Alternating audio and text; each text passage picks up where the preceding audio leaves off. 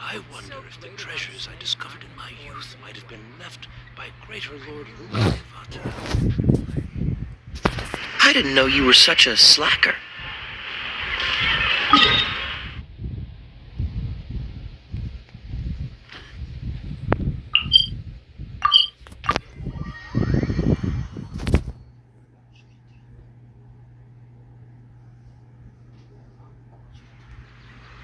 Do you want some alone time to think?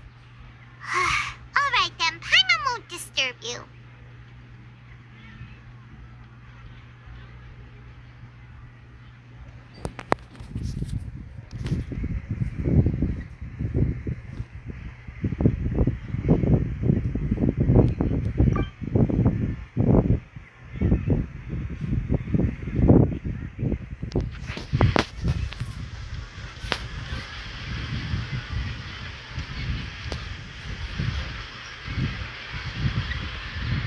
The dance of Sub-Zeros is about to begin. I'm going to go watch it. Okay. Why don't you go ahead, Dunyarzad? We still have some other stuff to do first. Okay then. See you later. Have you figured it out yet, Traveler? Time is ticking away. Awesome! What is it? Paimon wants to know. Oh, wait, no. Let's meet up with Nahida first. You can tell us both together. This time, we're gonna get to the truth.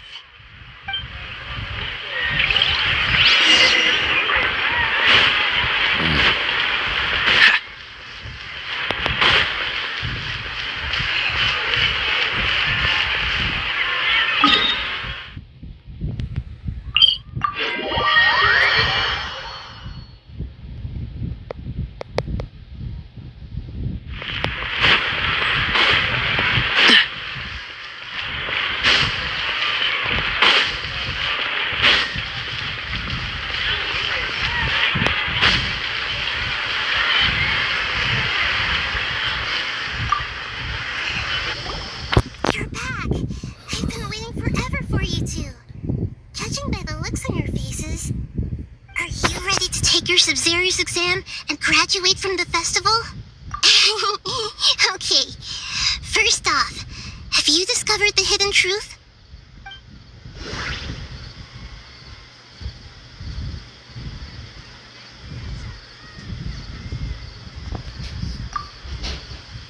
We've already experienced the Sub-Zeros festival many times.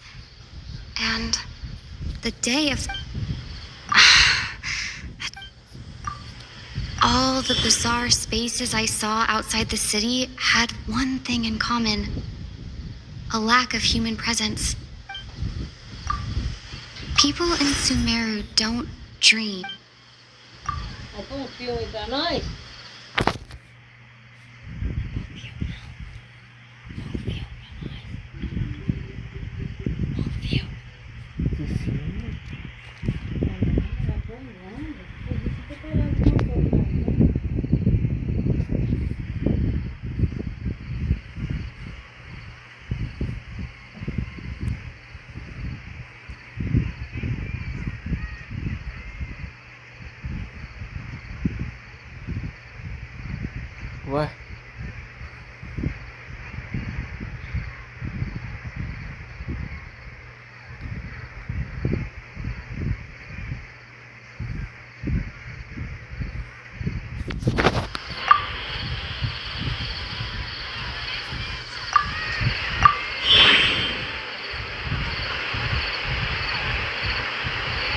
We are all in a dream.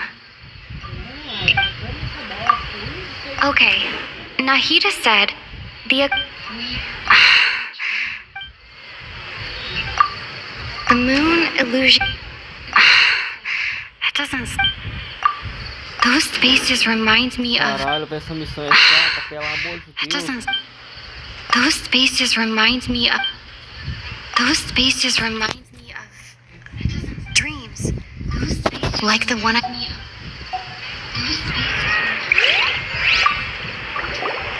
You're back! I've been waiting forever for you two. Judging by the... Are you ready to take your Sub-Zero's exam and okay.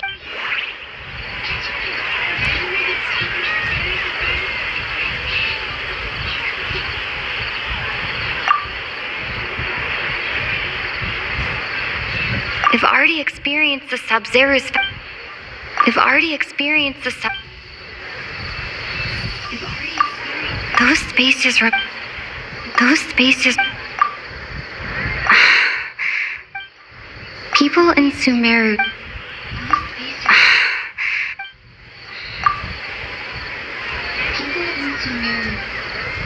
Okay, Nahida.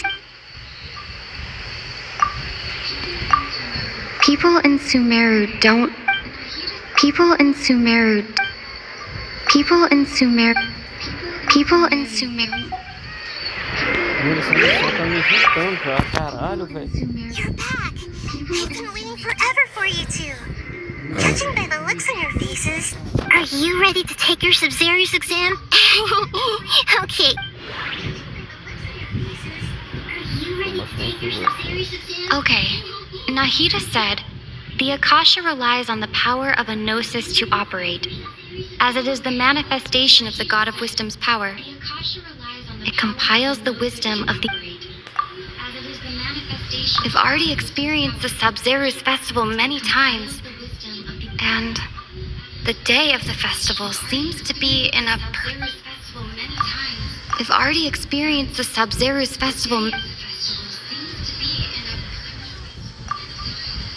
Those spaces remind me of dreams. The moon illusions and lies. The moon illusions. The moon People in Sumeru think they don't dream, but the truth is the Akasha steals their dreams without them knowing it. And those spaces with no human presence are stolen dreams without their host. That would explain why they sounded so weird when she was trying to describe them. Huh. So people in Sumeru do dream after all. In fact, we're all in one big dream together right now. Correct answer. Now, how did you conclude that the Akasha is capable of this? How did you conclude that the Akasha is capable of this?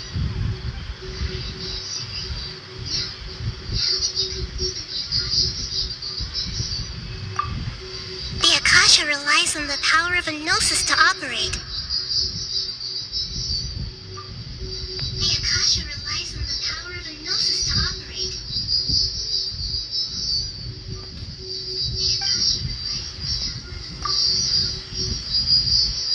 It compiles the wisdom. That doesn't sound right. I need to carefully think things through. That doesn't sound right. I need to carefully think things through. And it grants knowledge to the people. Que porra é essa? It is the manifestation of... Oh, okay. Those dream-controlling creatures in the forest also get their power from the Dendro Arconte, right? That would explain why the Akasha has the ability to control people's dreams, too. But is stealing everyone's dreams really how the Akasha compiles their wisdom? Isn't there anything more to it than that? Dreams are fantastical, complex, and full of imagination. People's brains are the most active when they're dreaming. In other words, dreams are rich bundles of human wisdom. So, in other words, the complete opposite of how Hypatia understood it. Paimon remembers her saying that the sages think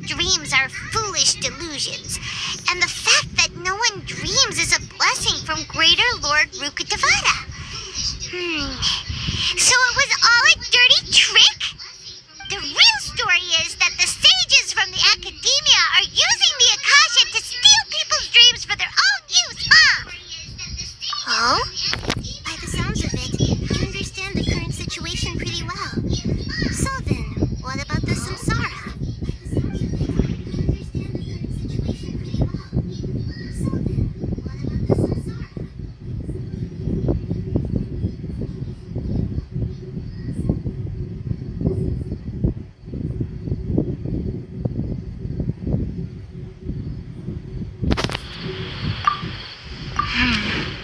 The beep is a prompt tone for Akasha operations. We still hear it every night, even though... The beep is a prompt tone for Akasha operations.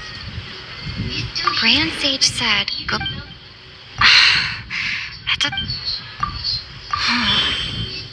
Those spaces kept disappearing before... My mind feels... That doesn't...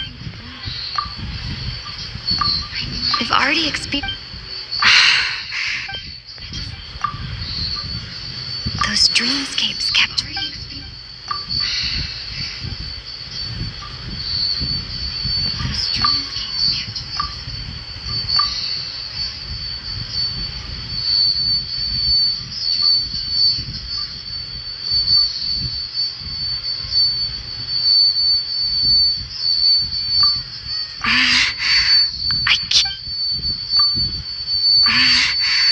I can't seem to...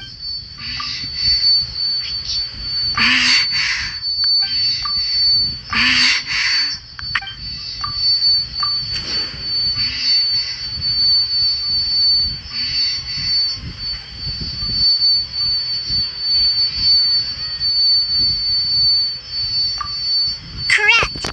The Akasha is keeping each person's brain in a constant dream state, but also separating their consciousness from their own dream.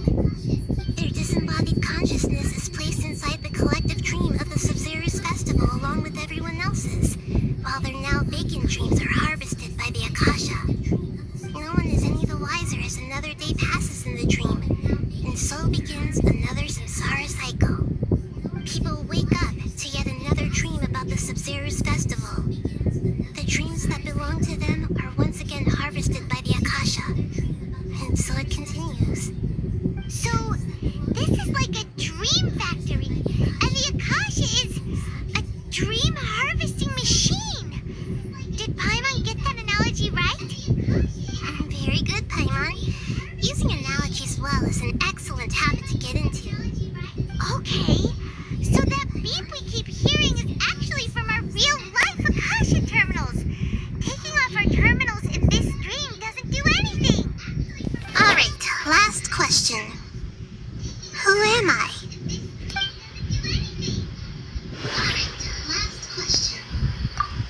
They say that alchemical divination is the Dendro... So you know this. They say that alchemical divination is the Dendro... I thought that one would be the hardest question. That's why I put it last. That wasn't hard at all. Even Paimon guessed that. Everything about you is different. We just didn't want to expose you is all. Now that you mention it, Nahida, you've been hinting to us since the very beginning. It's funny. Thinking back to when we were asking all over the place for info about Lesser Lord Kusanali. Paimon didn't expect to meet you like... Yes, those can wait until we're back in real life. On the other hand, I'd be happy to answer any more questions you have about here and now.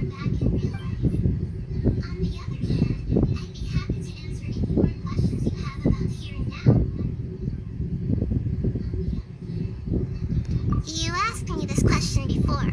My answer was, it would literally blow your minds. Now that you know this is all a dream, this answer should hopefully make more sense. Have you heard the saying, don't wake a sleepwalker? Likewise, if someone suddenly had told you all this instead of you learning it on your own, your notion of reality and dream would be thrown into irreversible confusion. I couldn't expose you to that kind of risk. That's why I could only give you very subtle hints and some suggestions. questions. Long story short, I'm really sorry I had to keep you guessing.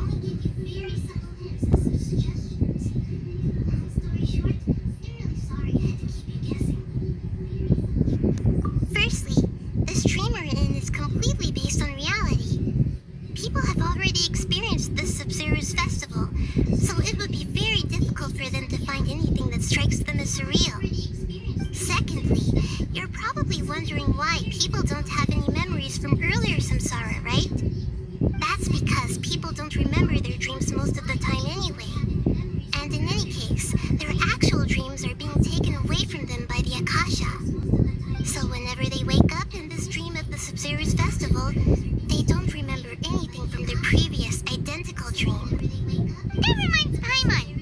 Traveler had a dream when we were in the Avidia forest, but couldn't see what it was about after waking up. Is that an example of what you mean? Yes. Only after receiving the blessing of Dendro can a person gain the Dendro element's dream-enhancing power. That explains the feelings of deja vu. Meanwhile, everyone else has no idea that they are in the Sub-Zero's festival samsara, while their dreams are stolen from them over and over again.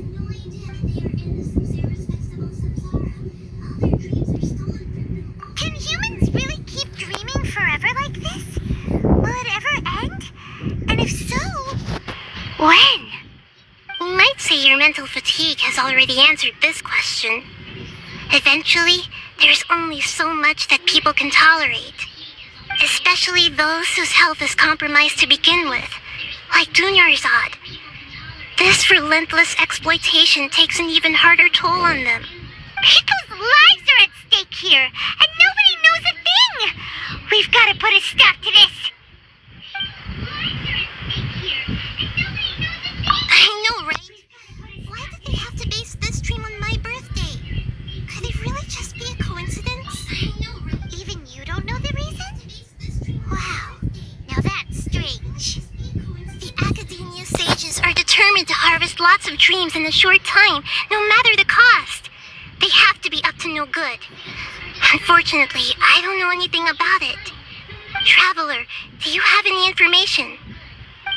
Unfortunately, I don't know. Do you have any information?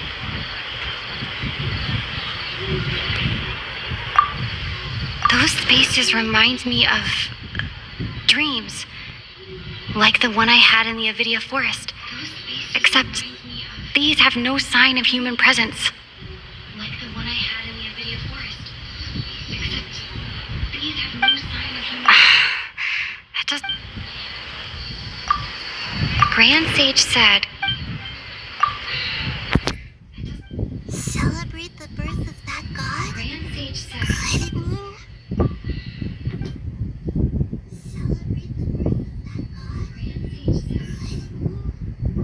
Deceiving the people of Samara with no regard for their safety. No matter what they're trying to do, this is unforgivable.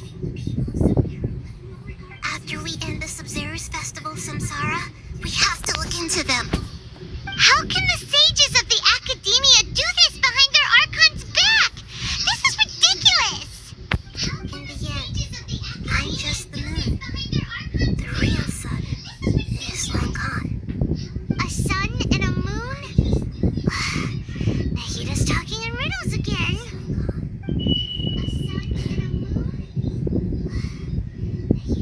Oh, we're out of time today. I'll tell you how to break free of the samsara tomorrow. See you then. We're out of time today.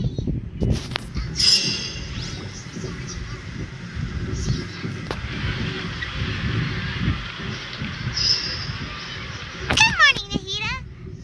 Wait, now that Paimon remembers everything, should we instead say good morning, Lesser Lord Kusanali? Hey, what's wrong, Nahida? You don't look too good. I'm afraid that what you're thinking right now is correct. Did Dunyarzad already disappear? No way. Are we too late? The real Dunyarzad's consciousness has indeed disappeared. It can no longer endure the constant dream harvesting.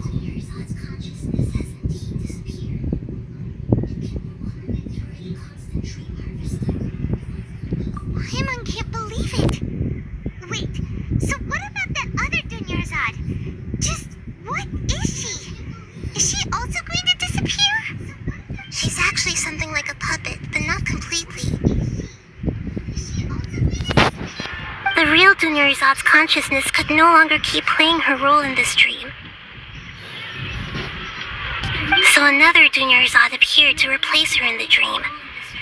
Just like the grass and the trees, that Dunyarzad is just a building block of the dream that helps to keep it going.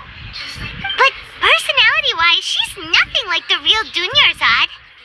Puppets are stiff and can't copy a living person's vitality. After all, they're just there to fill it. And speaking of which, the old Dunyarzad might not have been too different from a puppet. Dunyarzad truly believed that she met you within her consciousness, and it was you who inspired her.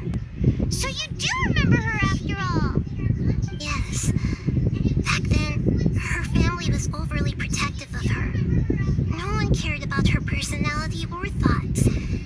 It was as if she only lived to stall her Elazar. I just gave her a little wisdom so she could look at life in a new way, so that she could be her own person. But even so, she's still...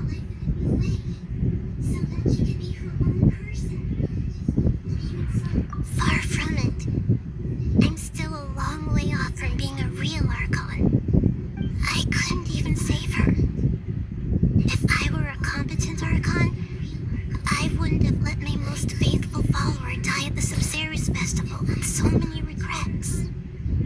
Please don't beat yourself up over it, Nahida. It's the sage's fault, and theirs alone. I'm not beating myself up. All I did was to rationally observe the distance between myself and a real Archon. Don't be like that, Nahida. Even real Archons are still allowed to be sad.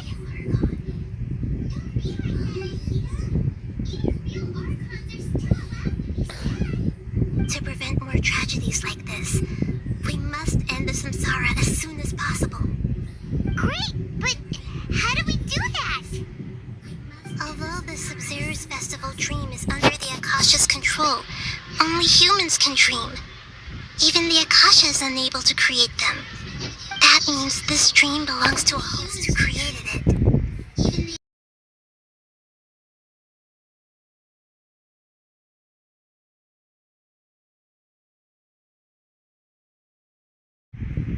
Well, if this is some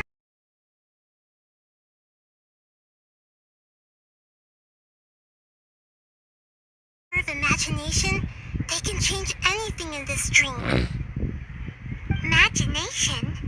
What do you mean by that? Imagination means breaking through what you perceive as normal. Like when the server at a tavern brings a plate to you, you'd naturally assume that food is on it. However, if you're the dream's host and you become aware that you're dreaming, when you imagine gold and mora on the plate, the dream will respond in kind, and the server really will bring you gold and mora. But right now, our host is unaware that this is a dream. No matter how many times they're served, it will always be food.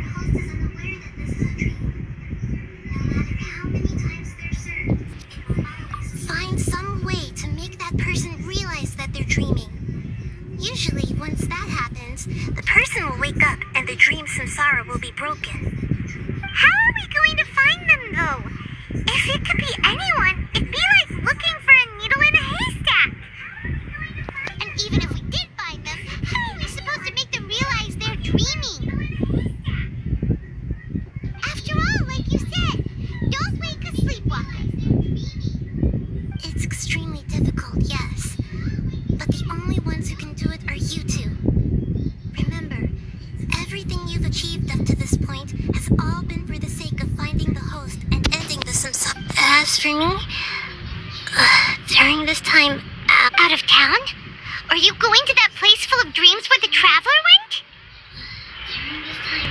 yes, I want to try something. There must still be a small wisp of possibility. Hurry and go. Dreams are supposed to be fantastical, romantic, and full of pleasant surprises. Unnecessary things like this samsara need to end. Paimon's still a little upset that we've come this far only for Dunyarzad.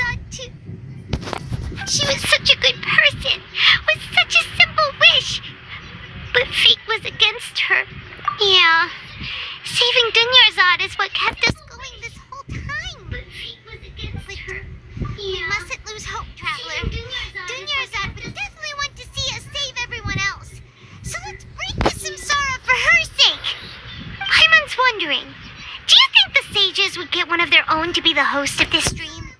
Feels like it would be easier to control it that way, no? The sages would get one of their own to be the host of this stream. Feels like it would be easier to control it that way, no? The sages would get one of their own to be the host of this stream. Huh. That's true. Plus, the sages probably weren't counting on there being other factors beyond their control, like Nahida and us. So, who do you think the host of the dream is?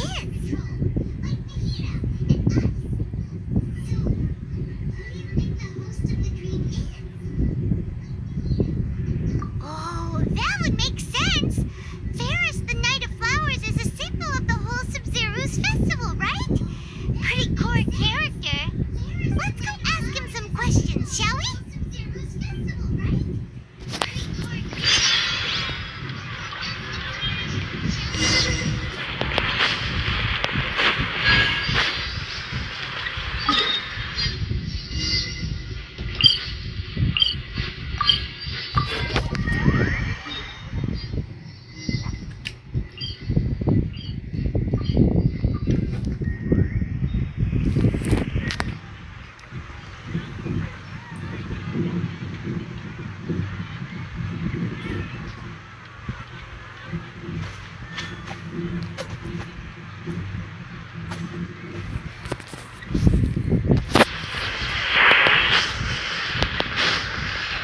What's the hurry?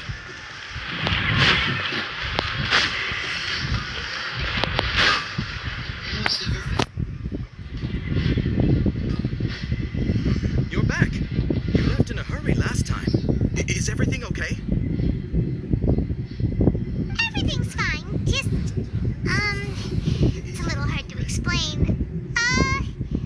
Would you mind taking part in a little experiment with us? An experiment? That came out of nowhere. I'm listening, though. What do you need me to do? Could you make a wish? You want me to make a wish? Is that a new Sub-Zero's festival tradition or something? Make a wish? Last questions, what wish? Okay. My wish. Okay. I'm a little nervous saying this out loud, but I want Miss Dunyarzad to be happy. Oh. I noticed earlier that she looked a bit down, and she wasn't really talking to anyone. She just doesn't seem like herself. She's always so gentle and kind, and all the kids love her. She just doesn't seem like herself. I've also wondered if the reason she asked me to be Fairest Knight of Flowers is because I'm special to her, or something. So, you have a crush on Dunyarzad? Oh, is it that obvious? After what I just said, I guess it is. When she placed the hat of the Knight of Flowers onto my head, she said to me, I want everyone to have a happy Sub-Zero's festival. What she didn't realize was that I'm not that interested in how everyone else feels. In that moment, I just wanted to be her Knight of Flowers for the... Okay, yeah, that was a bit much. Felt like the right moment to get it off my chest, but that was pretty embarrassing. Okay, I'm ready to make my wish. I would like Miss Dunyarzad to appear in front of me right now with a smile on her face. Here goes. Please come true. Gonna open my eyes. Oh, you're... What? Faki? Sorry, but only one portion of Yelda candies per person. Back home you go. Faki? Sorry. Nice try, you two. Anyway, never mind. I don't need to see her appear right in front of me. As long as she's happy. Guess he isn't the host of this stream after all. Should have expected it wouldn't be this easy. Guess he isn't the host of this stream after all. Should have expected it wouldn't be this easy. It seems like everyone who knows Dunyarzad loves... My lady, step back. That sounds like Tia! Oh, right. This is when Dunyarzad bumps into the kidnapper.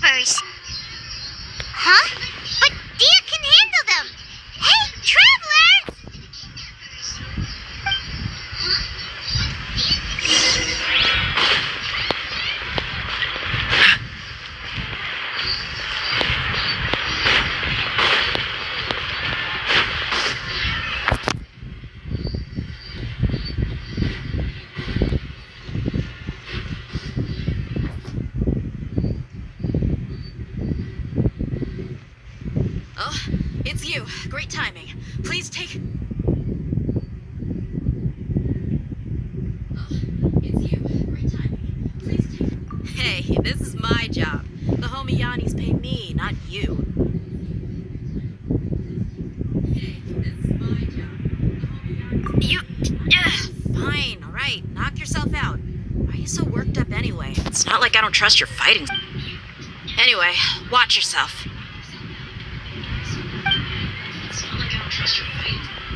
So you got yourself some backup. Suit yourself. You're going down.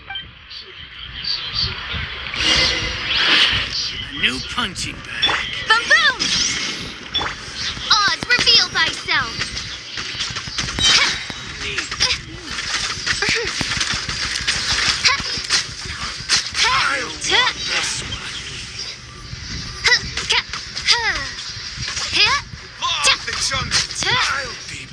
Wings of darkness! Come, sever night from day! Animo test 6308. Freeze.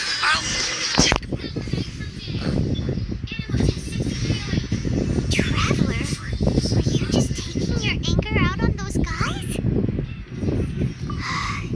You and Nahida both. Dunyarzad wouldn't want to see you two like this. Oh, and speaking of, remember how during the first Sub-Zero's festival, before the Samsara started, we came here with Dunyarzad because she wanted to pick something up? She said it was because she had forgotten something. Okay, so Paimon's memory is working so far. Anyway, Paimon also remembers that she is staying somewhere around here. She pointed it out to us the night... Yeah.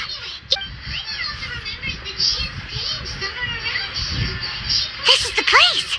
It's rude to enter other people... Hey, the windows are unlocked. Okay, Paimon...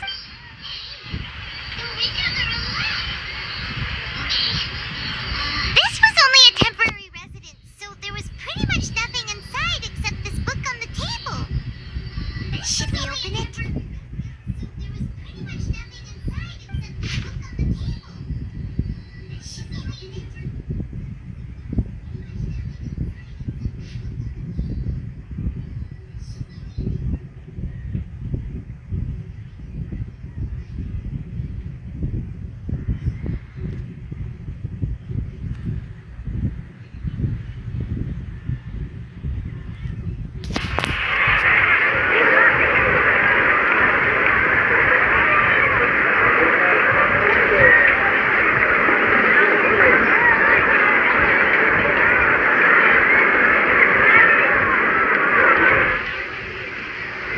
Wow.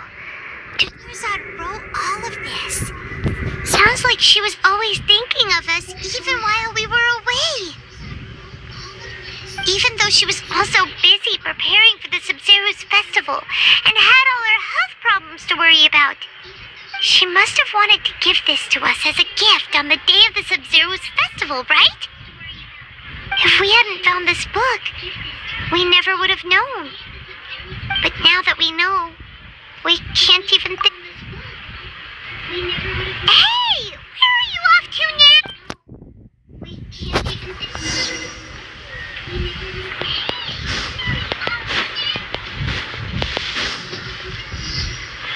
What's the hurry?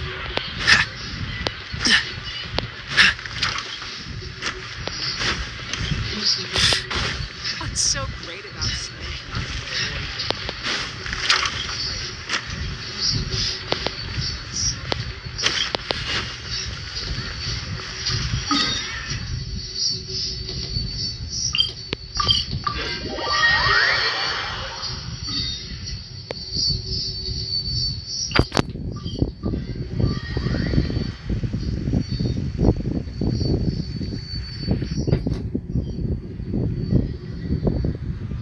It's Dunyarzad's puppet.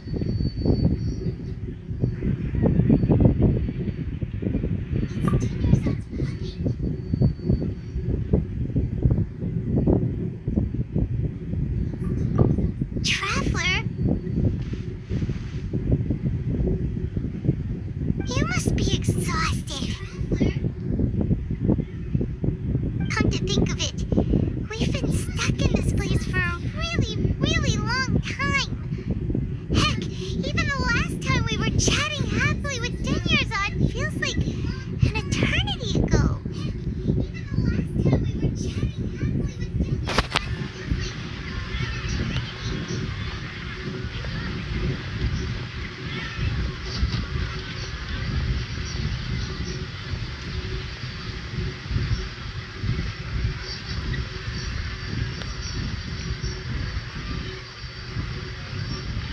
Paimon still remembers when we were sitting here, and the way her eyes sparkled when she talked about Nilu's dance of Sub-Zerus. There will always be frustrations in life, but I know that the point of living is not to leave behind any regrets.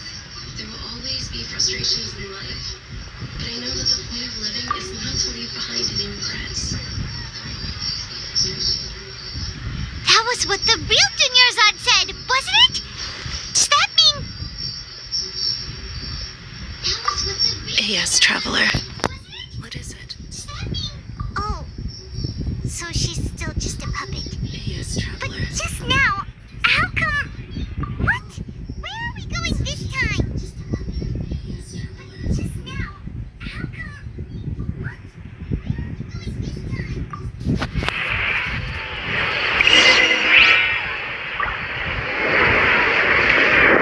What's the hurry?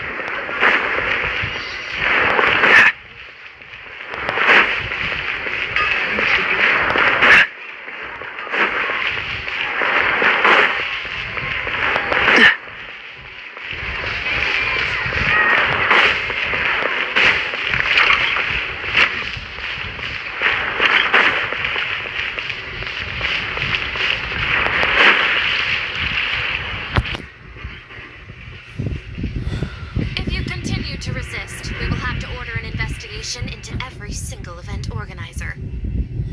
The Grand Sage has already granted you much leniency. I advise that you exercise tact.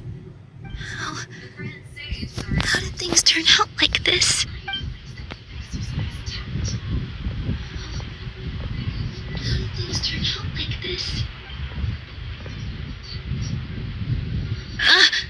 Traveler? You don't have to get involved. Traveler. Traveler? What the heck are you doing? If you get arrested by the Academia, that's another day gone to waste. Traveler? What the heck are you doing? If you get arrested by the Academia, that's another day gone to waste. Wait, they're not reacting. Have they been scared stiff?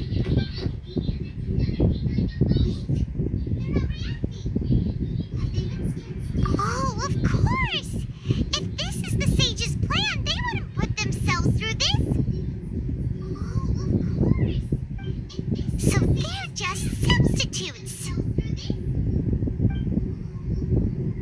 What is this? What happened to the Grand Sage and his entourage? What is this? What happened to the Grand Sage and his entourage?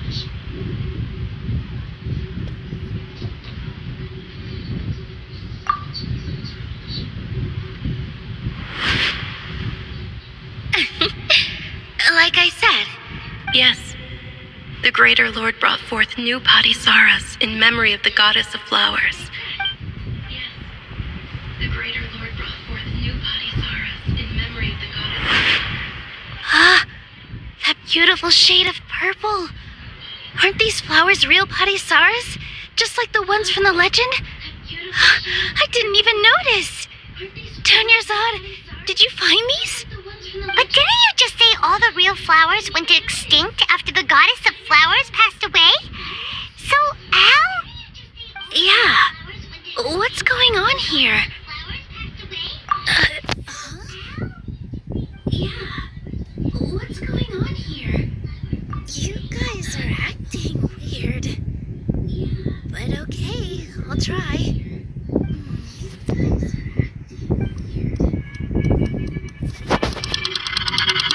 Hey! They disappeared! So Nilu's the host! What a surprise! Purple Padisaras don't exist in the real world anymore. But in Nilu's subconscious, they can appear as decorations on the stage. It's just like the example Nahida told us. People assume there will be food on a plate, and Nilu assumed there would be real Padisaras in the flower pots. So when you saw the flowers, you instantly knew it was Nilu? But if we want to end the samsara, we need the host to become aware that they're dreaming. How should we make Nilu realize that? Am I dreaming? Huh?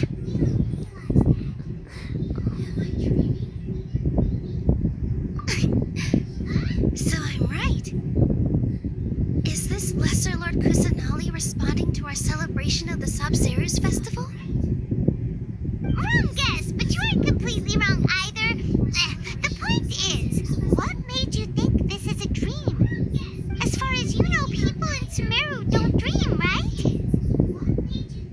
Yeah, but have you heard the tale of the first sage? To prevent a calamity, he went on a journey to find the Dendro Archon. Ooh, sounds familiar. Dinyarzad told us a story like that when we first arrived in Sumeru City. So it was about the first sage, huh? Yep, but in the part you heard, he hadn't become the first sage yet. There's more to the story. His piety and wisdom were acknowledged by the Dendro Archon, and she finally gave her blessing to him. All kinds of spectacular scenes appeared in front of the first sage, as if all the knowledge in the world was being painted onto a canvas right before him. He was captivated. After who knows how long, he mastered all the knowledge he could comprehend. Afterward, he said to the Dendro Archon, "I miss my parents, my wife, and my children. I've been away from home for far too long. They must be worried." The Dendro Archon smiled. The next second, the sage found himself lying in his bed, as if he had just woken up from a dream. His wife, lying next to him, said, "You're off to search for the Dendro Archon today, aren't you? Have a safe journey, my love." In the end, the first sage took care of many disasters in Sumeru City and founded the academia. In the end, the first sage... What a happy ending. So, the first sage was dreaming ever since the beginning of the story? He never went on his journey? Yes, but his faith and determination were conveyed to the Dendro Archon, so she blessed him in the form of a dream. Paimon understands where you're coming from now. That's a really interesting connection. But we really gotta wake up soon, like the sage in the story. I see. Well, it just so happens that today's Sub-Zero's festival is almost over, too.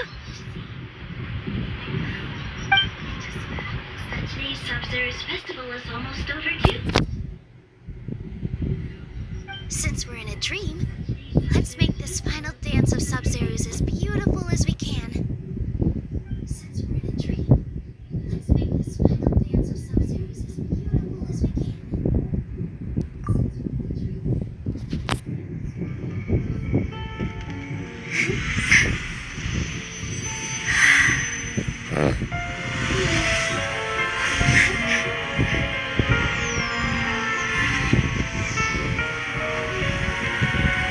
The wait is over, everyone.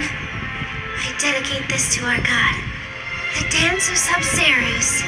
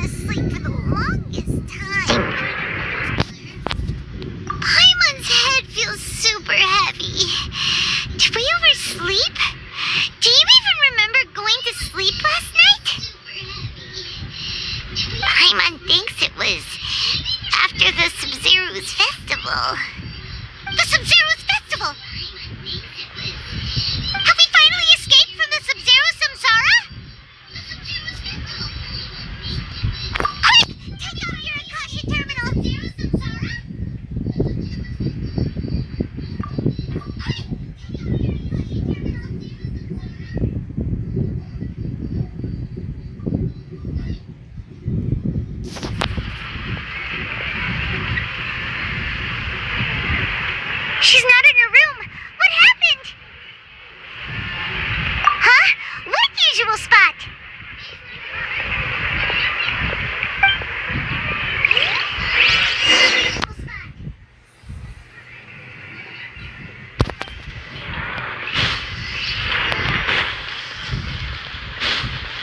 What's the hurry?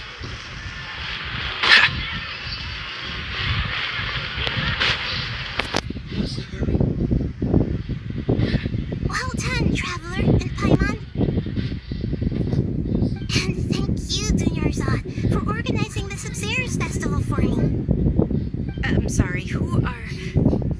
Dunyarzad! You're okay! Oh, don't scare us like that! Oh, Traveler Paimon, I have something amazing to tell you. I just had a dream, and I saw Nilu performing the dance of Sub-Zeros. I just had a dream.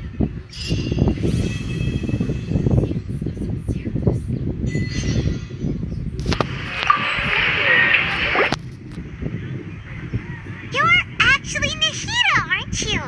Paimon felt like Catherine was acting weird when we met at the Sub-Zero's festival. And Dunyarzad, did you save her? It's a really long story. We shouldn't disturb her. Her consciousness is still weakened. Let's chat somewhere else. How about by the Traveler's favorite bench? Let's chat somewhere else.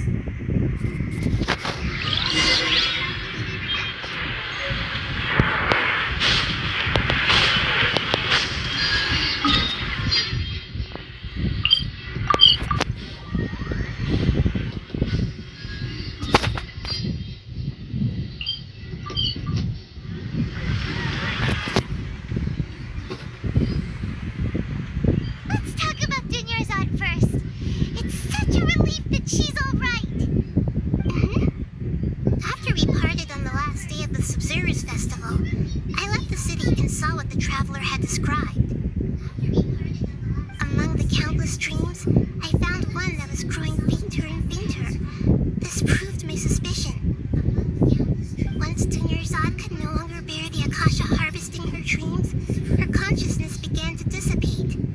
But this also meant it escaped the Akasha's control. Such a small fragment of consciousness can't last for very long, though. It will return to its original dream, where both will gradually fade until they completely disappear. I used all the power I had to keep her dying dream alive as long as possible, but it still wouldn't have lasted for much longer if it hadn't been for you two breaking the samsara. So it looks like we did manage to save Dunyarzad in the end. Not a moment too soon. Huh? Why are you two smiling so happily? I thought you'd be so moved that you'd start crying. I need to spend more time observing human emotions. Both are fine. Everyone reacts differently. All right, you two must have a lot of other questions for me, right? After all, you saved my faithful believer.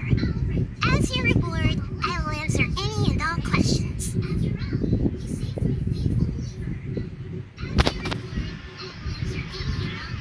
At the Avidia forest, there was this incense that made the Traveler fall unconscious and dream of a huge tree and a red sky. You also heard someone's voice, right? It said world and forget me. Yeah, so you do know. We've been wanting to ask you what that was about, and if the red sky was related to Conria. So you do know. It seems like the Traveler established a connection to Irminsul. That was a message left by Greater Lord Rukadevata's residual consciousness in Irminsul. Perhaps her last memory before she died. As you two probably know, Greater Lord Rukadevata disappeared after the disaster in Conria. The timings of these events do line up, so your suspicions are reasonable. A message from Greater Lord Rukadevata? We thought it was from King Deshret.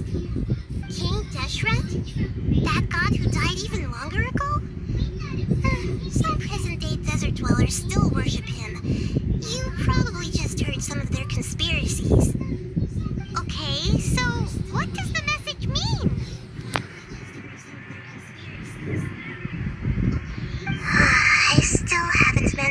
decipher it. Even the Akasha isn't currently capable of doing that. Greater Lord Rukkhadevata's residual consciousness in Irminsul seems to be contaminated with something that has a very dangerous aura to it. Many devoted scholars go mad as soon as they connect their consciousness. I've warned the academia about this many times, but people still keep falling victim to it. But I believe this is the key to saving Irminsul. That's why I've kept trying to decipher it. So the tree in the vision was Irminsul? Oh, Tainari also said that Irminsul is sick. Is it because of the contaminated conscious? But even if you can't figure out what that vision was all about, it seems like our search for you was all in vain. The traveler wasn't affected after coming in contact with that consciousness. I've never seen anyone like that. With you here, we may have a chance at deciphering it. No, we must decipher its secrets. I've already eliminated all other factors that might affect Irminsul. This is the only one left. This puzzle has life and death at stake. It could determine Irminsul's fate, as well as Teyvat's. To be accurate, I'm using the Akasha as a medium to occupy Catherine's consciousness. How did you do that? Poor Catherine. Does this mean you can also occupy other people's consciousnesses? Theoretically, I can enter anyone's mind as long as they're wearing their Akasha terminal. The Akasha is the legacy of Greater Lord Rukkhadevata. As Lesser Lord Kusanali and the first Akasha terminal, my consciousness has always been linked to the Akasha. I've always respected my people's free will, so I've never actually occupied their consciousness. When necessary, I just borrow this bionic Snezhnayan puppet. Hold on. Did we just learn some deep, dark secret? So Catherine is... No. Wonder Paimon felt something was off about her. What about your own body? Why do you need to borrow other people's? Don't you live in the sanctuary of Surasthana? That story begins a long time ago. After Greater Lord Rukkhadevata disappeared, the sages found my newly born self and took me back to Sumeru. At that time, I was young and weak. The sages kept me in the sanctuary of Surasthana, ostensibly for the sake of protecting me. But I've hardly heard from them since. However, I do understand that they had hoped to find Greater Lord Rukkhadevata instead of me, a symbol of her passing. So, the sages basically put their new Archon under house arrest? How dare they! Why don't you teach them a lesson, Nahida? In some ways, they aren't wrong. Greater Lord Rukkhadevata was omniscient and omnipotent. Even after her death, the Akasha is still empowering this nation. And I'm still really far away from being able to call myself the God of Wisdom. Moreover, the academia is also more proficient at governing this country. My existence has little meaning. Yeah, you got a lot of believers. Just look at the Sub-Zero's festival. Everyone who showed up truly loves you. Thank you for the kind words. But I honestly don't need physical freedom as long as you can connect my consciousness to the Akasha. Thank you for the kind words. But I honestly don't. Trying to find a way to save Irminsul is my life's mission and top priority. I will work on that and try to live up to being a deity in the meantime. Every once in a while, I will also take up the duties of the God of Wisdom and enlighten a lost soul here and there. Doing all that should be enough. There's never been any big problems with the Academia's governance of Sumeru. This is the first time I've seen them step out of line. I wonder what caused them to go down this path, and what they hope to achieve. Even though the city's residents haven't noticed anything strange, if the traveler hadn't broken the Sub-Zero samsara, the situation could have become dire. I tried to do some investigating in the Akasha, but I couldn't find anything suspicious, and all the people of interest seemed to purposely avoid wearing their Akasha terminals.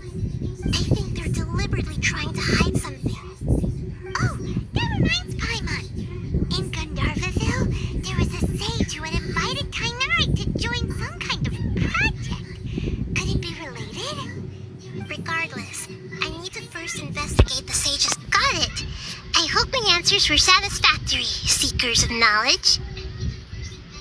To be honest, maintaining Dunyarzad's fading dream took a lot of mental energy. I think I may need to rest for a while. Oh, and you don't need to worry too much about the Sage's activities for now. The Akasha won't be able to conduct another project on the scale of the Sub-Zero Samsara in the immediate future. Go and get some sleep. Leave everything to us. What a relief. This is truly the most exhausting... Traveler? Paimon? Why am I here? Do either of you know? Maybe you were sleepwalking. You know you can't wake up a sleepwalker. We happened to walk by, so we thought we'd wait for you to wake up. I see. I should visit my maintenance personnel sometime. Oh, I'm fine. I better go. Thank you.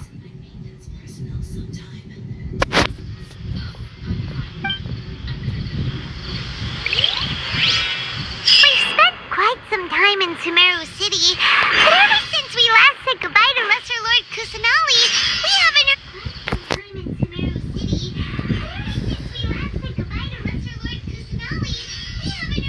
Ad Astra Avisask. We meet again, you two. Hi, Catherine. Do you have any commissions for us today?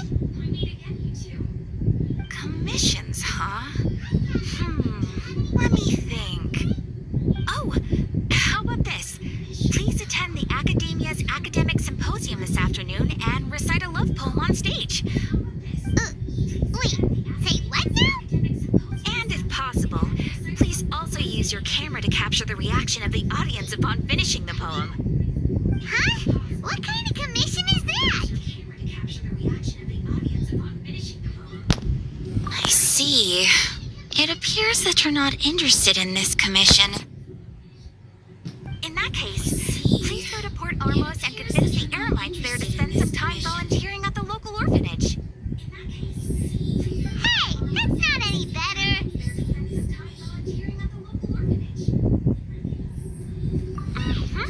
I'm sure the mercenaries will have some interesting reactions as well. Paimon's gotta ask. Just who exactly has been submitting these commissions to the Adventurers Guild? Oh, the commissioner? Well, actually, I just wanted to see the two of you in action. Was it so obvious? I was hoping you would actually take one of those commissions. That kind of chance to observe humans doesn't come by often. So it's Nahida. Paimon just knew Catherine wouldn't crack those kinds of jokes. When did you get into her head?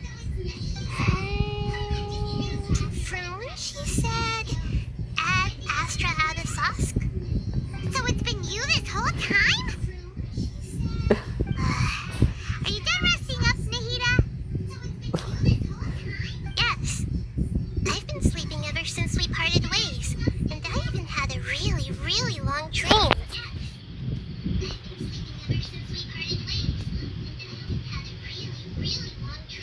It was another dream about the Sub-Zero's festival, except it was a happy one. In my dream, I was sitting in the middle of a flower terrace, and everyone in Sumeru City was holding hands as they danced in circles around me. They danced round and round, and everyone looked really happy. I also got to sit on a gigantic flower carriage. Ferris, the Knight of Flowers, raised me really, really high above the ground, and I was throwing an endless amount of Yalda candies at the children. You know, Nahida, maybe your dream is how the Sub-Zero's festival really should be. It's meant to be a joyous time where everyone gets together to celebrate your birthday. Huh? Wasn't I describing a really happy dream? Why are you both looking at me like that? Wait, could this be an example of the emotion known as pity? No, we aren't pitying you. That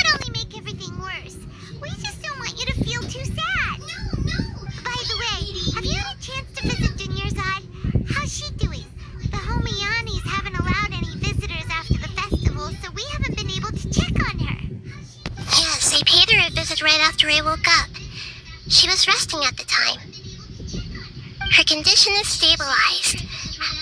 However, since Elazar is a manifestation of the withering on the human body, we can only cure it by finding a way to take care of Irminsul's own withering. But for the moment, our top focus should still be figuring out what the sages are up to and what they're planning. Right. Who knows what'll happen if they manage to pull off another scheme like the Samsara of the Sub-Zero's festival. So our first priority should be investigating and putting a stop to the sages' activities. As for how we should pull that off, let's discuss it somewhere else. There are too many adventurers around here. Oh, good point. Sorry, adventurers. We're gonna be borrowing Catherine for a little while.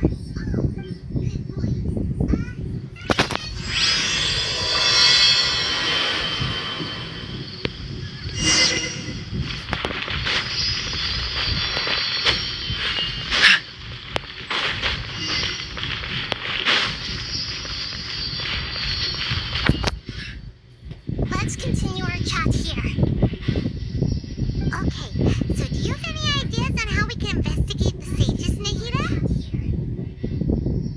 Actually, I've already done a little bit of work on that. But for now, I want to hear your thoughts.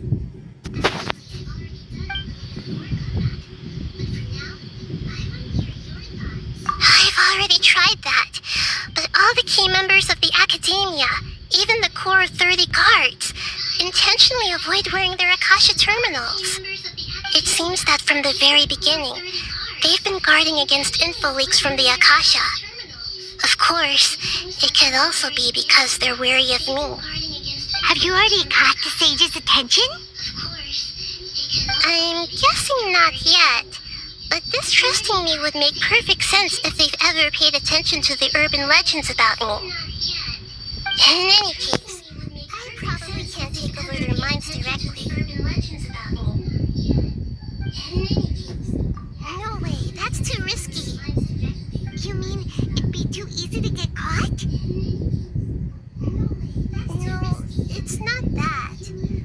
We shouldn't involve innocent students in this. A single mistake could completely ruin their lives. Doing that would be ignoring the safety of my people for my own selfish goals. How is that any different from what the sages are doing? That's a good point. Spoken like the god of Sumeru.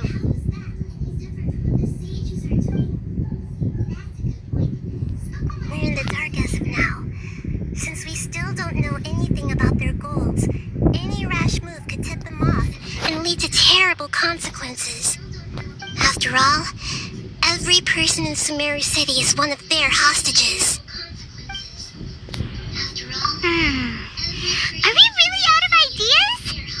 Nahida, you're super smart, so you already have something in mind, right? Don't keep us in suspense. Spill the beans already. According to a popular theory from the Bahumana Darshan of the Academia, rejecting impractical motions at the beginning of a planning session will give more weight to the actual proposal. Okay, but aren't you the god of wisdom? You don't have to use that kind of gimmick to make us take your ideas seriously. Well, I've been thinking that if I can't directly possess the leaders, and if I can't get ordinary people involved, then I should find someone who's already involved, but hasn't decided to side with the sages. You're saying we should recruit a spy? That does sound like it could work. Oh, before coming back, we met someone named Alhaitham. He seems like he acts alone, and he likes doing stuff behind the Academia's back. They probably aren't in cahoots. Actually, I already have someone in mind. Do you still remember that female scholar named Sataria? Sataria. Paimon remembers now. Isn't she the one who's always trailing behind the Grand Sage of the Academia? We ran into her basically every time the Sub-Zero's festival repeated itself. You could even say we're old enemies by now. Paimon still remembers the smug and mean way she always spoke to Nilu. I've always liked observing all kinds of people, and Sataria has always stood out from the crowd. She was born in the desert and was hailed as their greatest genius. Her academic gifts allowed her special admission into the academia and also gave her the opportunity to serve as the sage's assistant. Oh, Paimon didn't know she was from the desert. She must be pretty special then. Paimon feels like most of the desert dwellers around the city are working as mercenaries. The name Sitaria means star. When she lived in the desert, she shone like the brightest star in the night sky. Later on, she was chosen by the sun. The star was given a place in the daytime sky to complement the sun's dazzling light. Soon after, the star witnessed the sun scorching the earth, which brought forth many disasters. The star began to waver. Instead of staying beside such a sun, wouldn't it be better to return and light up part of the night sky? But in the end, she couldn't give up the radiance of daytime. To cope with her shame, the star buried her guilt and closed her eyes.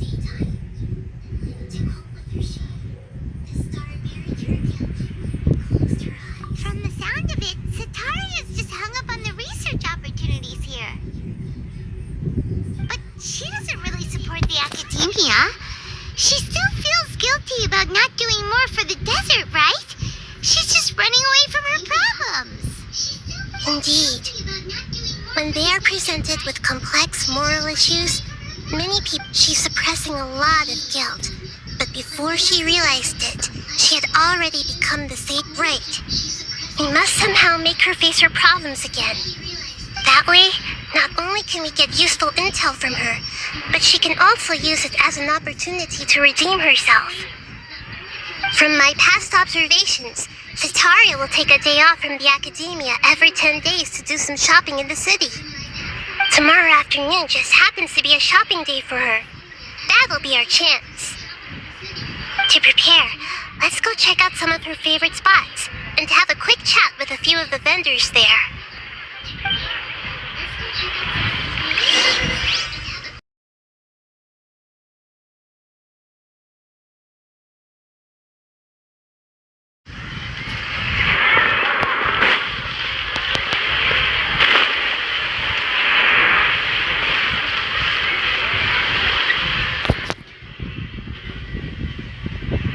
This should be Sitaria's favorite fortune-telling spot. So should we ask the fortune teller about Sitaria? No, I already have enough information on Sitaria. The most important thing now is for you to pay attention to the vendor's talking style and key characteristics. Talking style and key characteristics? My poor lost lambs. Have you become troubled over your fates? The divine voice of wisdom often echoes between mine ears. If thou be blessed today by the gods, I may be able to show you the way. Huh? Really? Nahida, you've been whispering things to her? Shh. My friend here has some doubts regarding her future. Can we get a fortune reading for her? Of course, of course. In that case.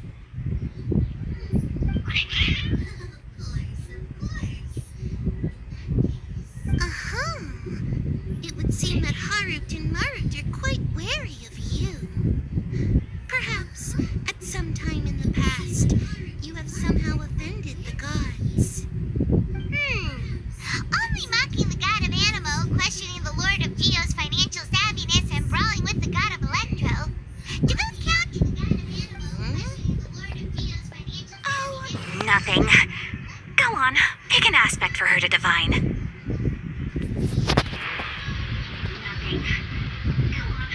Health prospects. No problem at all. Health prospects. No problem at all. The gods have spoken. The truth shall be revealed. Your life shall continue on for many tens of thousands of years?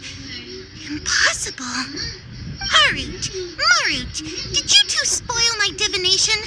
I've never read a fortune so absurd.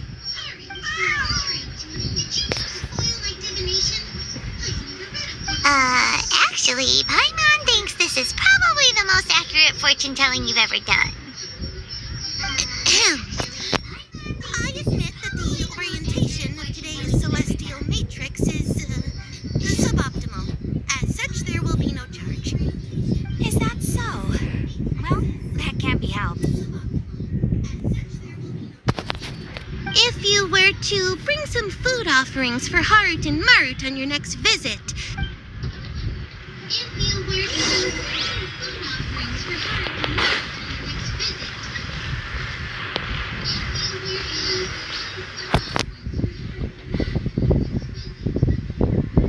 Is this another one of Sataria's favorite stalls?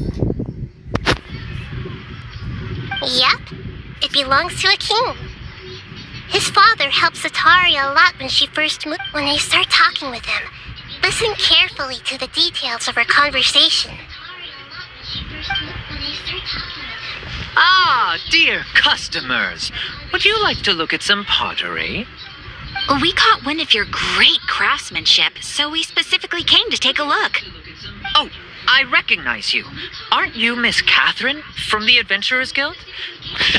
Sounds like I'm in for some big business. Speaking of, where did you learn this trade? I suppose you could say it all started with my dad. He's a mason by trade, but I picked up an interest in clay while apprenticing for him. After that, I began making pottery by myself in secret, and I simply changed trades when my works turned out well. Although it's a pity that I'm no longer making much use of the knowledge provided to me by the Akasha. That's nice. You're making a living doing something you love. So is your father still working as a mason?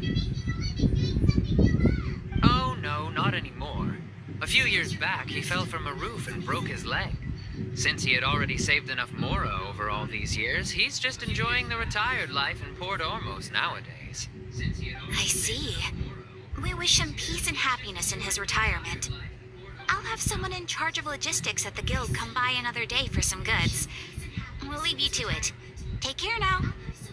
No problem. Rest easy. All our goods are sure to meet your every need.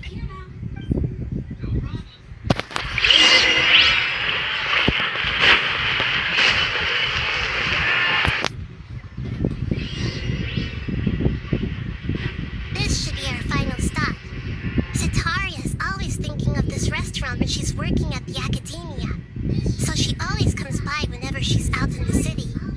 Nahida, you've really thought of everything. It's my duty to protect Samira's citizens, after all. Hi there. I feel like I've seen you down by the docks before. Huh? Sorry, I don't quite remember. If I recall, you were having a discussion with someone about shipbuilding at the time.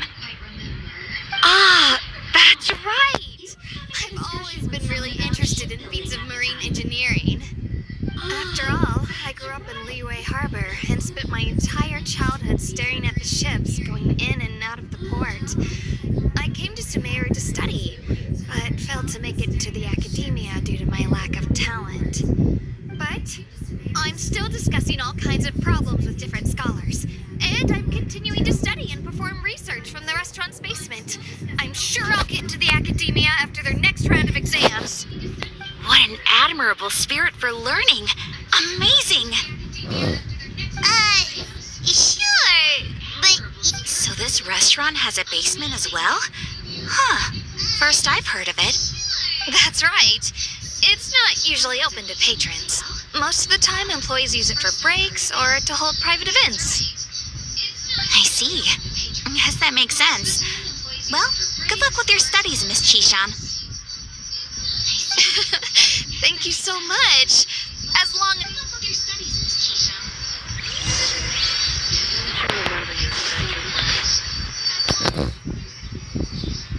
So, was that everybody? Mm-hmm. 3 familiar faces should be enough for Sataria. What's the point of all the information we've collected? Nahida, you still haven't told us how you're planning to make Sataria face her problems. Sataria is already used to avoiding her problems, so we must find a way to break through her usual sensibilities. I remember you mentioned that the Eremites and Port Ormuz are all making a fuss about the upcoming resurrection of King Deshret. Although it's all just a boatload of nonsense, the fate of her homeland may turn out to be Sataria's soft spot. Oh, Paimon gets it now! You want to take advantage of the guilt Sataria feels about her homeland, although she knows she should return home to help. So, how do we... Well, King Deshret is long gone, and Sataria is also too smart to fall for any simple tricks. If we simply engaged her under the guise of King Deshret's believers, she would definitely be wary of us, and we may not get anywhere. But if we were to borrow some of her close acquaintances to talk with her, her reaction would probably be very different. So, you mean you're going to possess those people we just talked to? Yep. Possess them through the Akasha. Imply they've already converted to the faith of King Deshret, and then convey our made-up will of King Deshret. Isso é cumprir seu celular e agora eu vou pro deserto. We'll get through to Sataria for sure. She'll never guess that we had... so that's how you're going to use all the info we collected on these people.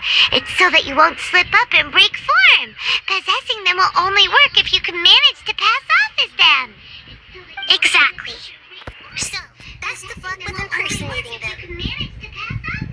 Huh? Best of luck? What? We don't know how to possess anyone. That's no problem at all. I'll just share all their senses with you once I've possessed them. As long as you're also wearing an Akasha terminal, the effect will basically be as if you've possessed them yourself. Huh. That is pretty convenient. But why does she have to do this? Can't you do it yourself? Although I've been observing humans for a while, I've never been good at imitating them. You're not wrong. It's always been painfully obvious whenever you try to pass as Catherine. If it was at all possible, I would have preferred to leave these people alone. But seeing how things are now, I probably should just accept it and push on. Yeah, don't beat yourself up over it. We're only doing this to help everyone, and we'll only be borrowing them for a little while anyway.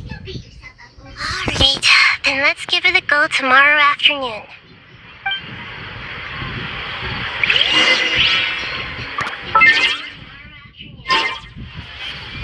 Amanhã eu preciso.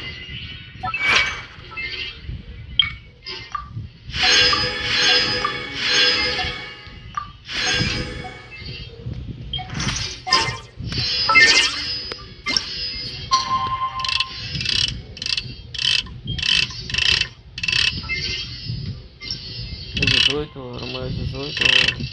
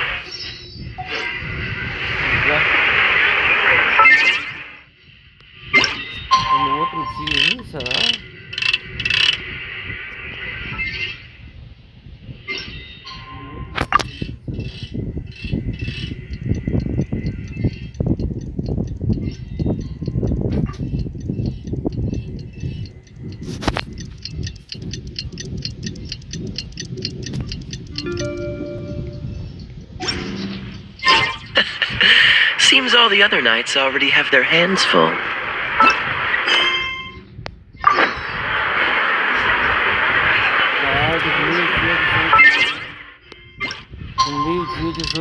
Do meio-dia, 18 horas.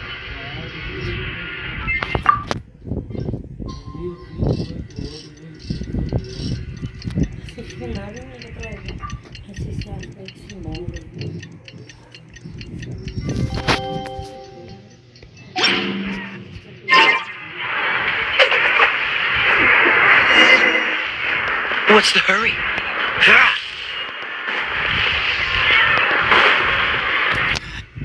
What's the hurry?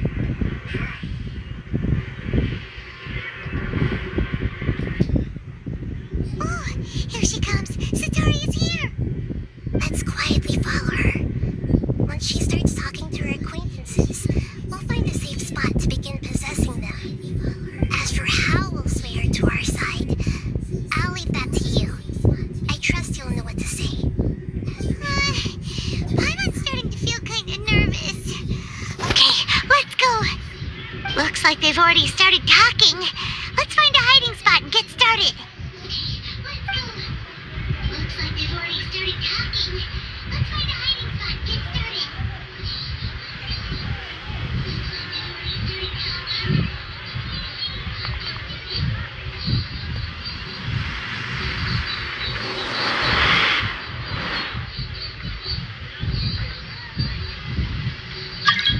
That's right.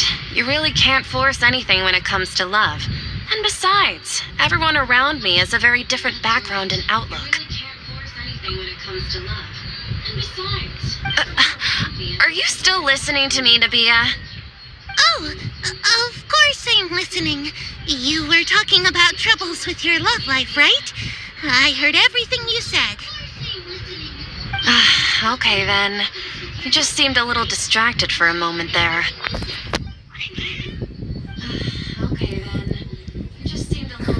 Strange. Cats seem pretty worked up. Is something wrong? I always thought they were quiet, happy kitties. Oh, what are their names again?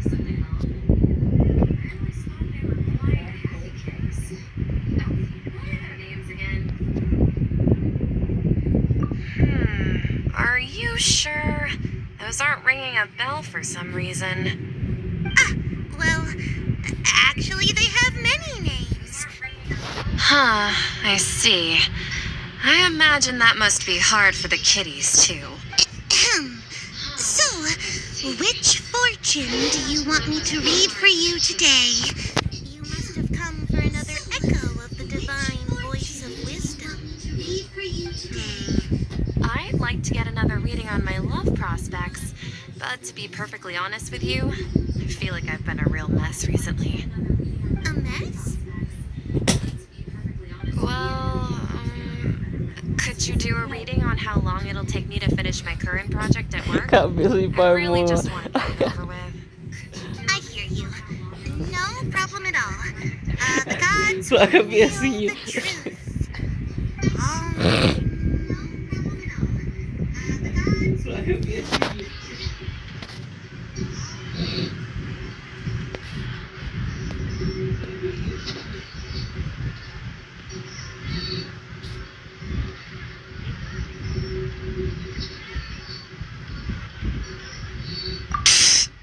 Sorry, your new laugh is just so hilarious. I couldn't help it. Oh, please pay no mind to those the gods are asking. Sataria, why haven't you gone home? Why haven't I gone home? Do the gods really know everything I've been thinking about? Sataria, why don't you just go home? It's a demand now instead of a question. The gods seem to be truly upset. I'm sorry. I know I failed the gods. Please pass on my most sincere apologies and ask for their divine forgiveness. And, if I may ask, Nabia, is there a specific god who's speaking to you right now?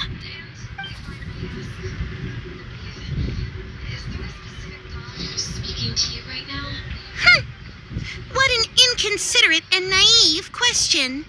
The god who is speaking to me is, of course, the wisest and mightiest of all, King Deshret.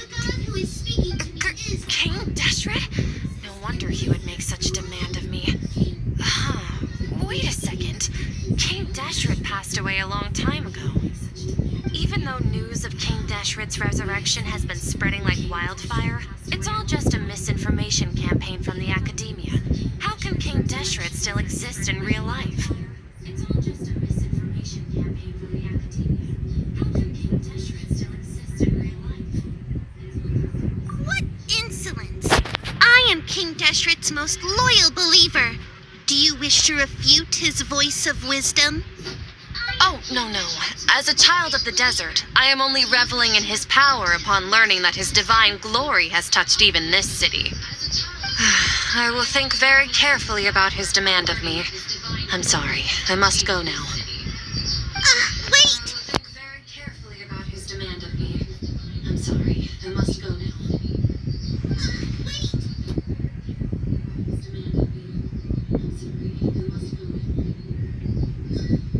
Oh, she just ran off in a hurry. She looked pretty upset, too. Well done. Sataria didn't seem to suspect anything amiss. To have something she's been trying desperately to avoid show up out of nowhere and berate her, that must have shaken her to the core. Aw, Nahida, it seems like you understand human emotions really well after all. All I know are some abstract Harvard-taught theories. In any case, my time with you is Anyway, enough of that. Let's hurry and catch up to Satar. He's out of King's now, right on cue. Let's get ready to possess him right away.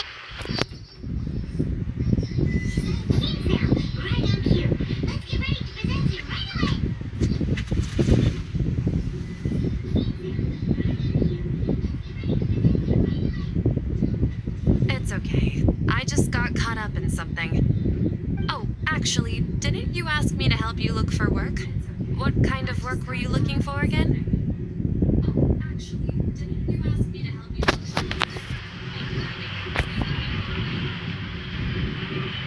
work? Gardening? But don't you hate everything to do with plants? I still remember getting mad at you for secretly throwing away the bonsai that I gave you as a present. You see, a friend told me that the secret to self-improvement is to work on things you're not so good at. Fair enough. I didn't think that was something you would consider. Speaking of, how's he doing? Is he feeling any better? Speaking of, how's he doing? Is he feeling any better?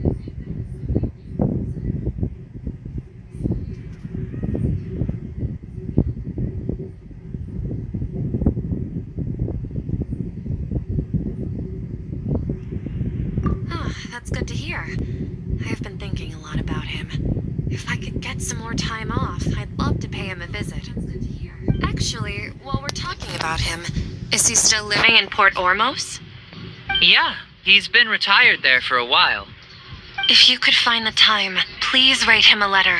Let him know that recently, faith in King Deshret has taken root in Port Ormos and has begun to spread across Sumeru. He has a quick temper, and has always been a devout follower of the Dendro Archon. I don't want him to get into a fight with those King Deshret believers because of a difference in beliefs. Oh? So, who are you siding with in all of this? The Academia or King Deshret? I'm so jealous of you. You were born a child of the desert. Yet you chose to betray King Deshret, and now you spend all your time with those crooks from the Academia. Akeem, you don't mean you've also become a believer of King Deshret? What's so strange about becoming a believer of the wise King Deshret? In fact, aren't you the strange one? The one who still can't pick a side? Can't pick a side? Me? Whoa! Ivan had no idea you'd be so good at this.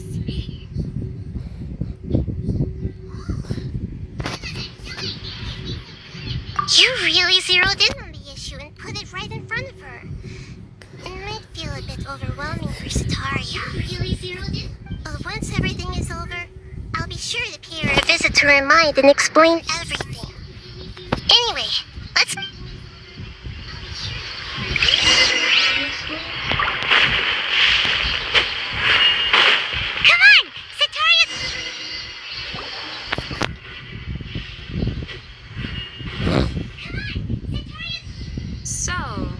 Sean, have you noticed anything weird in the city lately?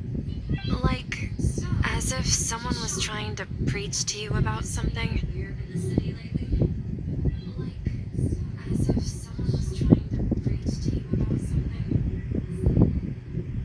Oh, right.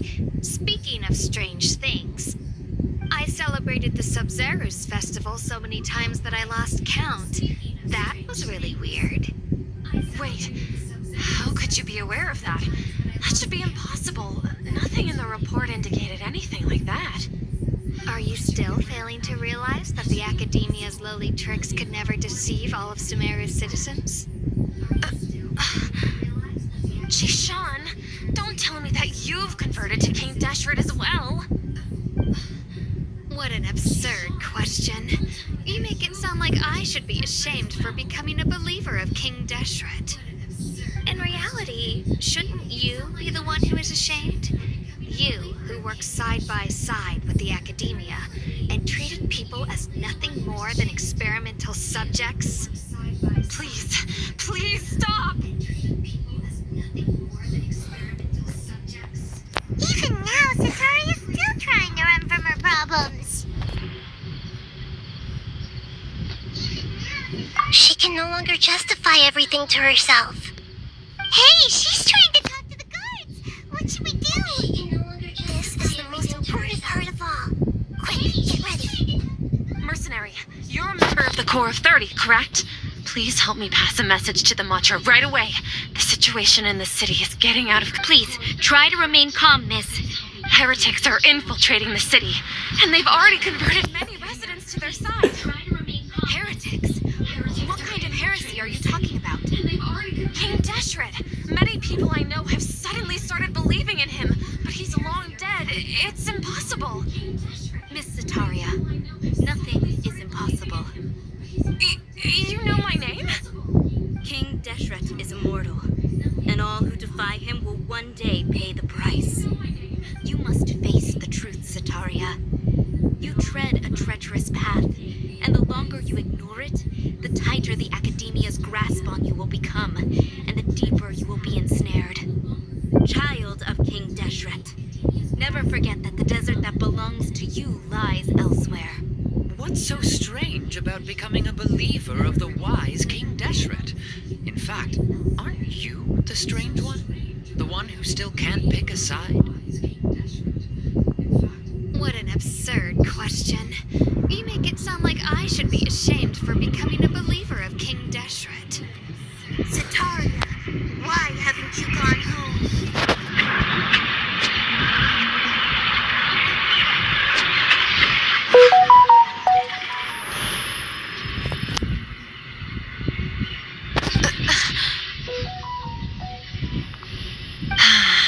It seems that no matter where I run, I only keep finding more believers of King Deshret. I have to say, this is a familiar feeling.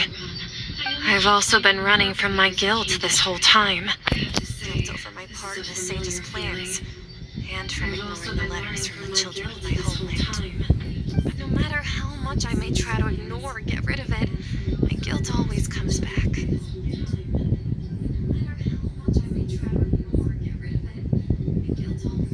You won't necessarily lose your research opportunities by facing the truth. Besides, How do you know me so well? Are you truly just a believer of King Deshret? Or are you the god himself? That's not important. The important thing is to pass judgment on the Academia and its sages, and to correct their mistakes. If you could provide some assistance in this matter, perhaps it could serve as a form of atonement. I've actually never believed in the gods, but I've always believed in serendipity. Your appearance must be a fated opportunity for me to get out of this wretched situation. Please tell me, what can I do for you?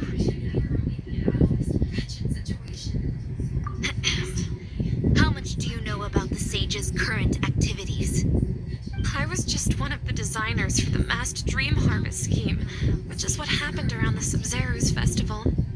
But I know very little about the full scope of the overall project. I'd assume that only staff with the highest clearance would have access to those confidential documents. I've just been working to meet the Grand Sage's specified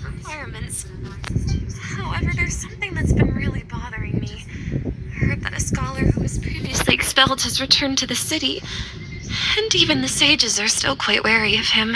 To fight against the academia, we will need to figure out the nature and the purpose of their work. Is there a way for us to get access to the confidential documents you mentioned? It should be possible if we're willing to take some risks. After all, I'm an assistant to the Grand Sage, and I've been working on many tasks outside of the project. One thing, though, I won't be able to transfer the documents to you through the Akasha once I get my hands on them. The sages have always closely monitored all activities within the Akasha. Let me see.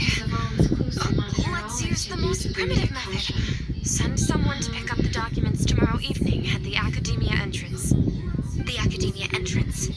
Wouldn't that be too conspicuous? Don't worry about that. I assure you, this won't be a trap. I'm only suggesting this location because it'll draw more scrutiny for me to leave the Academia again. It'll be safest for me to distract the guards long enough to hand you the documents. All right, I trust you. So, if I... That'll depend on the judgment of the Dendro Archon. The Dendro Archon. That's right. Her people are the ones we have endangered. As the God of Wisdom, she's also the one responsible for judging and guiding the scholars. Maybe it's time for God. She's also the one responsible for judging and Just guiding as Nahida predicted, we've managed to bring Sataria to our side. The Traveler's execution was ingenious. She's the one who deserves all the praise. Well, now that we've made plans to meet again tomorrow evening, all we can do is pray for Sataria's mission to go off without a hitch. Pray? But if we're going to pray to the gods, aren't we just praying to you? No. The truth is the true guardian of scholars.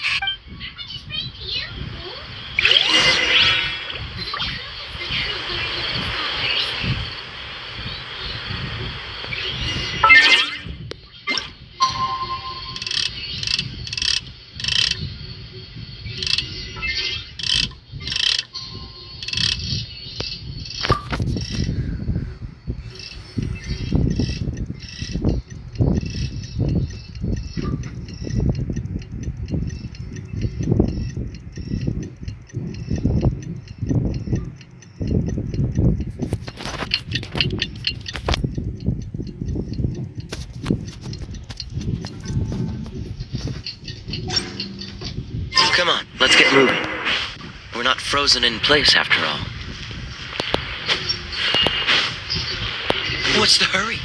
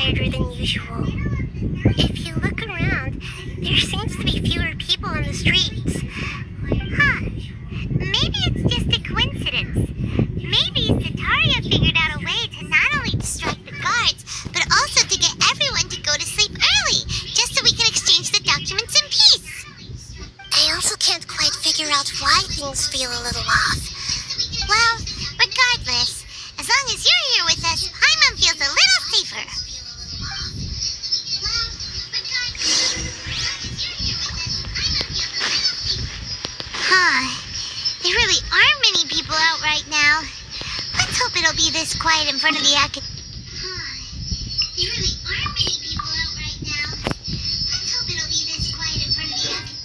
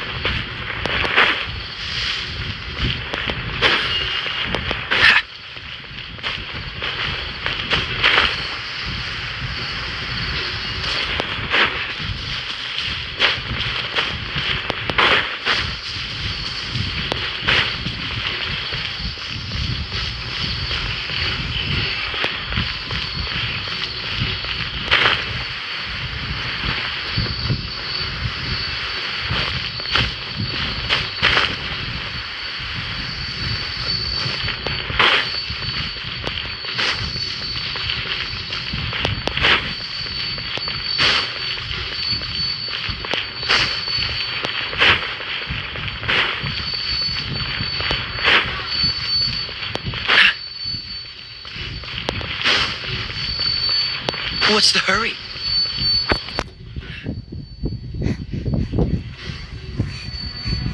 What's the hurry?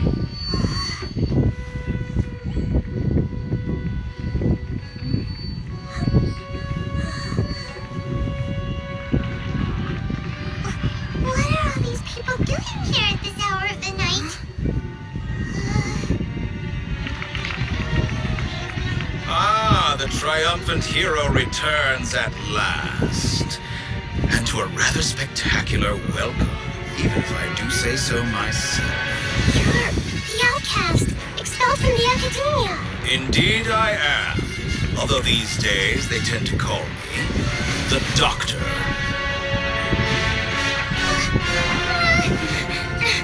If you're looking for your researcher friend, she has already been taken into confinement. With some basic caution, she could have discovered the listening device on her person. Clearly, she lacks the degree of rigor expected of a true scholar.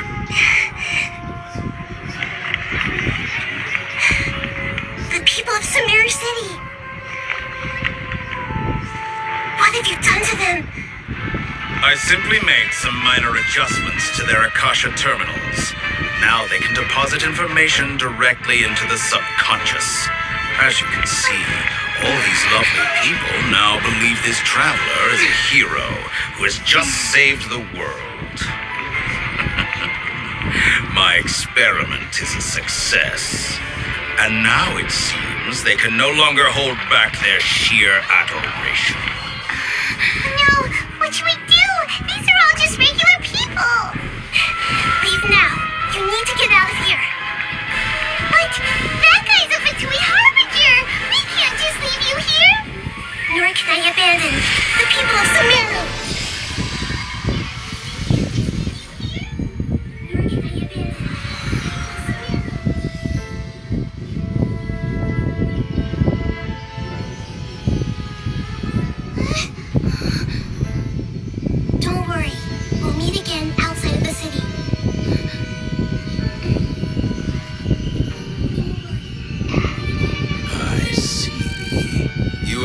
to have overridden their mental faculties with your own consciousness. To possess such a powerful mind, you must be the god of wisdom.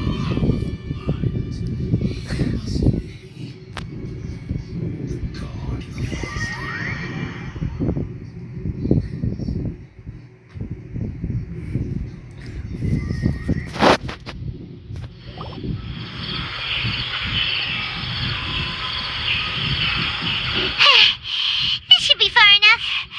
Whew. Paimon needs to catch her breath first. Is the heater going to be okay? We only made it out because of her. Paimon wasn't counting on running into a new harbinger here, let alone such a high-ranking one. That guy was number 2. So scary. He called himself the Doctor. Remember, Tainari told us about him. Sataria did say that someone who once got expelled from the academia came back recently, and that even the sages are wary of him. Yep, sounds like she must have been talking about the... Yeah, now that the Doctor's in the picture, we're no longer just dealing with the academia, they're in cahoots with the Fatui. But what are the Fatui after this time?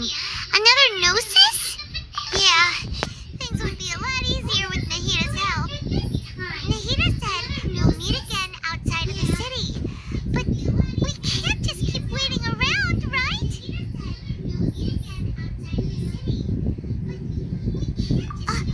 You mean... Oh, right! Wasn't it? Even though he turned it down at the time, there's no time to lose. Let's go to Gandharvaville.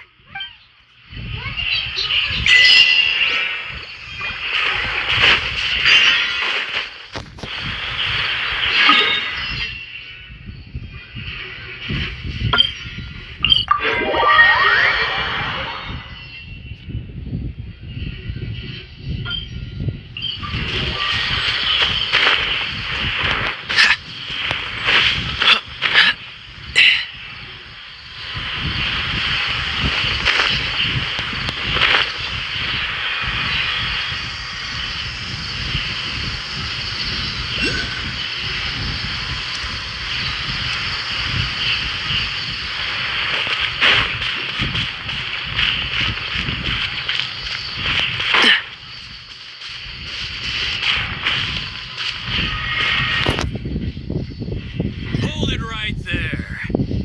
A blonde-haired traveler and a floating ferry. We've got you all right. Take a look around. You've fallen right into our trap. Are you mercenaries from the Corps of 30? Did you come here to arrest us? Corps of 30? We're nothing like those government lapdogs who don't even get scraps for their work. We are an elite brigade that commands the highest commission rate in all of Sumeru. The outcast? An outcast from the... But why wouldn't the Doctor just send the Fatui after us? Still wasting time on idle chit-chat. We'll shut you up soon enough. Get them! Still wasting time on idle chit-chat. You're up, traveler! Get them! Following orders. New punches. By royal decree.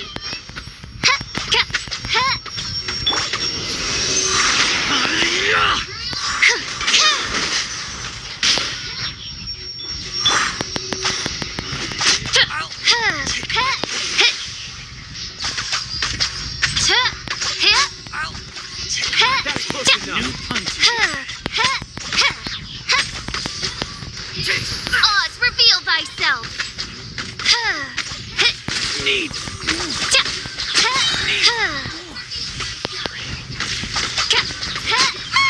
It isn't over yet! Here comes reinforcements!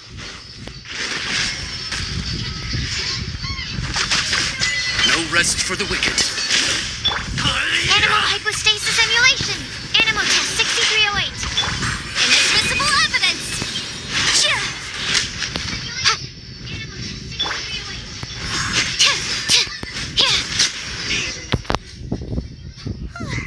That was pretty rough. Is that what elite mercenaries are like?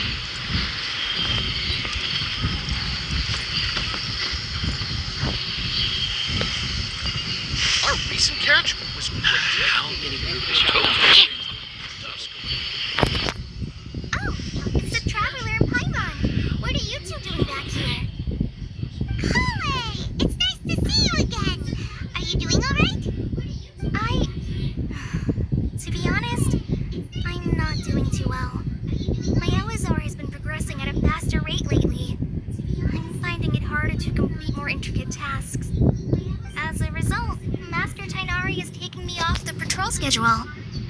He will only allow me to stay here and coordinate other people. Oh, Kale! Speaking of Tainari, did he go off on patrol? We're here to tell— Oh, Master Tainari? He just left the Avidia Forest a little while. He left? But isn't Tainari always saying that he never wants to leave the Avidia Forest? He even turned down the sage's invitation. I thought it was weird too. Master Tainari always prioritizes his work as a forest watcher above everything. He almost never leaves his post. He left in a hurry this time, though. No, I only found out that he left through a message he left behind. He also made sure to delegate all his tasks using a schedule. To leave in such a hurry? I'd guess he had something urgent to take care of.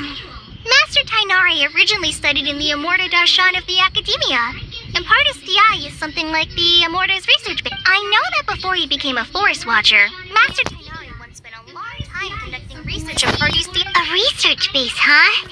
Gotta wonder what kind of research Tainari just decided to work on. Oh, we don't have a lot of time, so let's go look for him at Partis Di. Got it. Will do.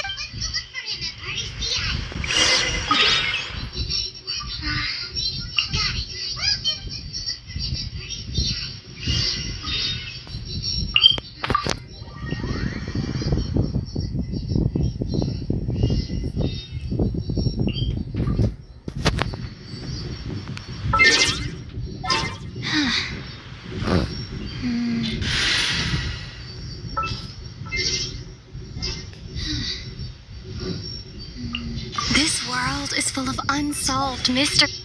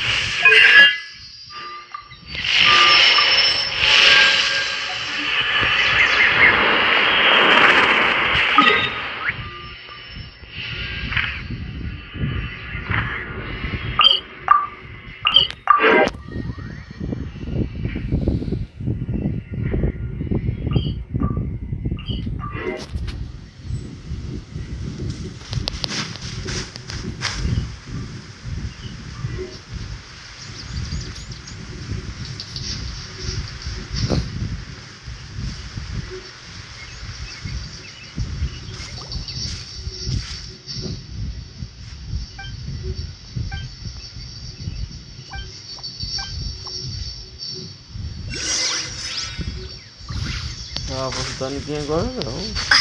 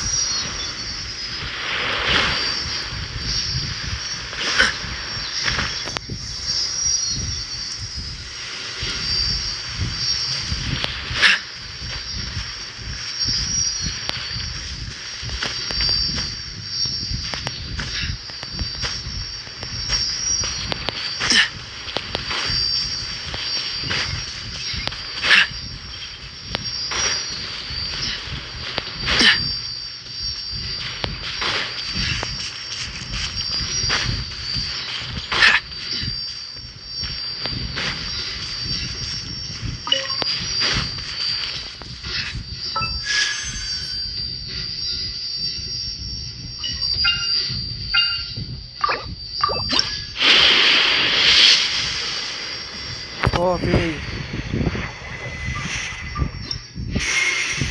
Hello, traveler. Call me E aí, Elaine? I think Que you may sorte, need my velho. help, and I just so happen to be interested in some information you have. E aí, Elaine? Que sorte, velho.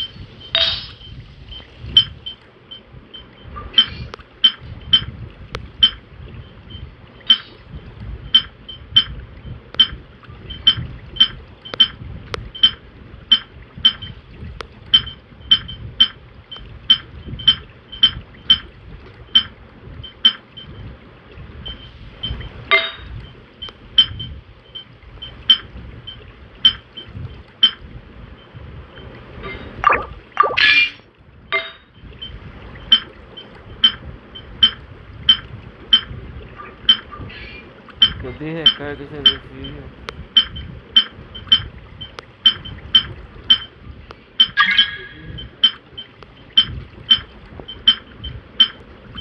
Coloquei assim, já tá. Não tem recarga de energia.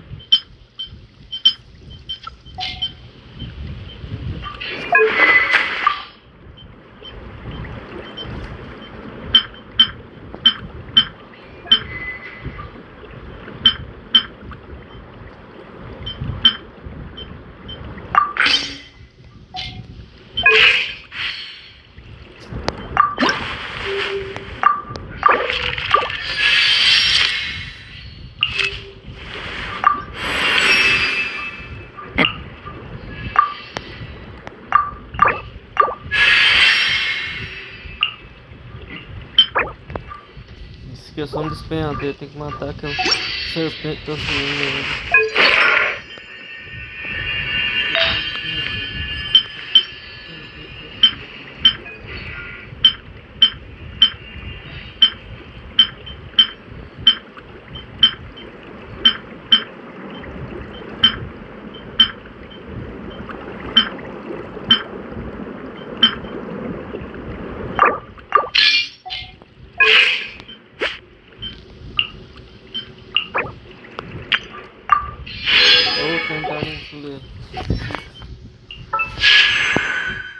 Outro andar no mochileiro, gente.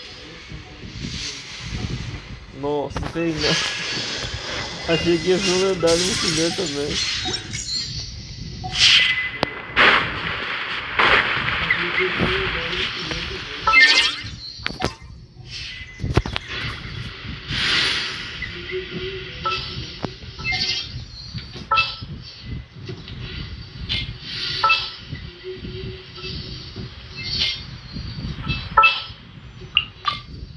Let's go get ourselves.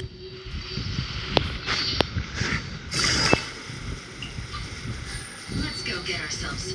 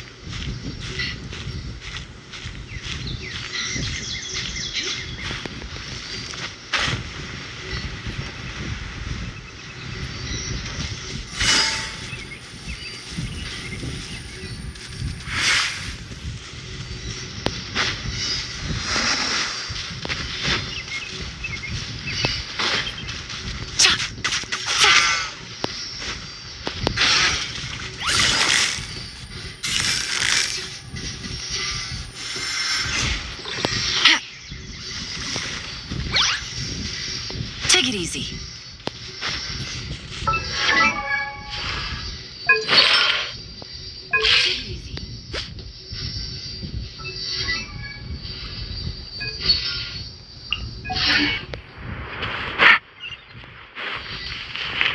Take it easy.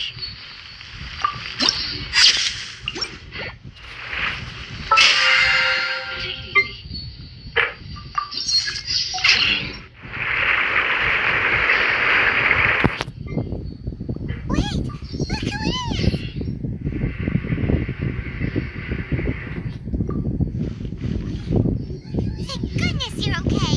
We were so worried about you.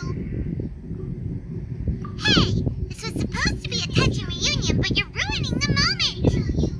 Actually, it's very smart of the traveler to be wary of me right now. After all, the doctor has shown that his technology can apparently even control human minds. Plus, it's not like you could have known what happened after we split up and I was facing the doctor by myself. Even a pool of stagnant water after a torrential storm can occasionally pass as a patch of sky. Paimon feels like only the real Nahida could come up with such an obscure analogy.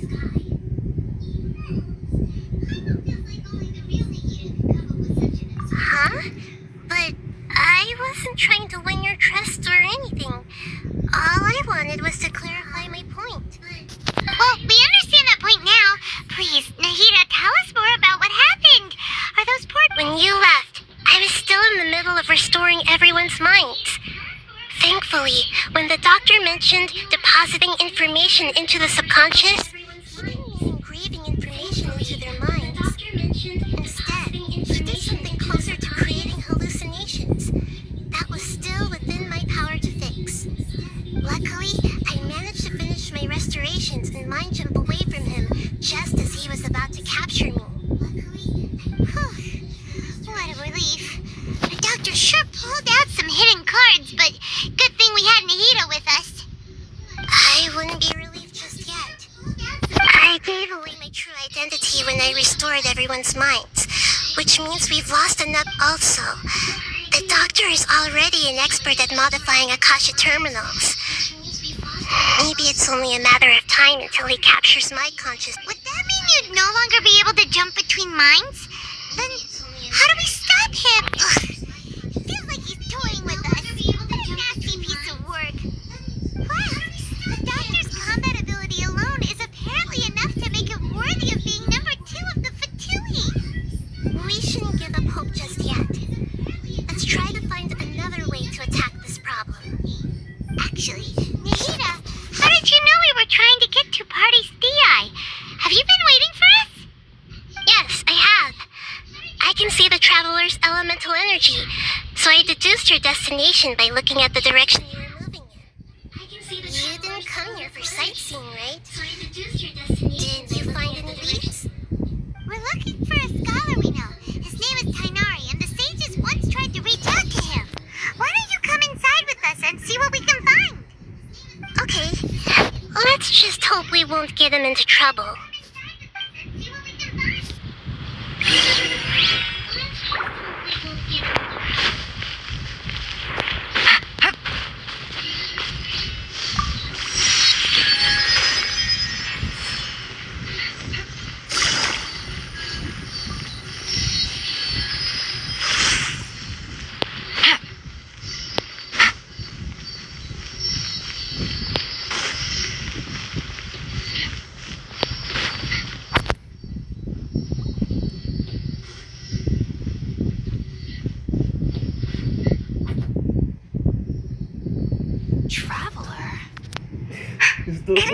Essa coisa, 2 do garantido já. 2 sem perder já. Niló e a Yalaine. 2 sem perder já. What a pleasant surprise! It's so nice to see the two of you again. Who's this? She's a scholar we met in the Avidia Forest. When we last saw each other, she was still training in the, what's it called? Satyavada life? Oh, I see. That's right, we're old friends. You've come at just the right time. Ever since I've come here, hardly anyone has even talked to me.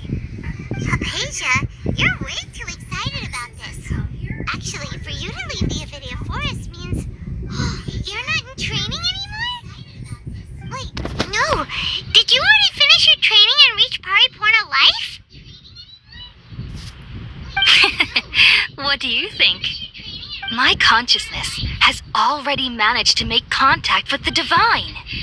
You did it! Congratulations! It's so exhilarating to share this sublime joy with others at long last. When my consciousness made contact with the gods. What a supreme and unparalleled experience that was. That sounds incredible!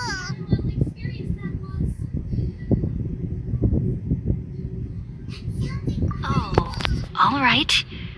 Actually, please wait. I haven't forgot, remember? I promised to help you understand what you saw from Irminsul once I gained deeper insights. My current self has not only gained true insight, but I can even help you establish a direct connection to the consciousness of the divine. You can do that? I've never heard of anything like that, but if you want to give it a try, I'll do my best to protect your consciousness. Hold on. I brought some spirit Borneo with me. This is still a crucial part of the ceremony. We're using that incense again? All right now. Hold my hand. I'll help you establish a pathway to connect your consciousness. Okay. Ready?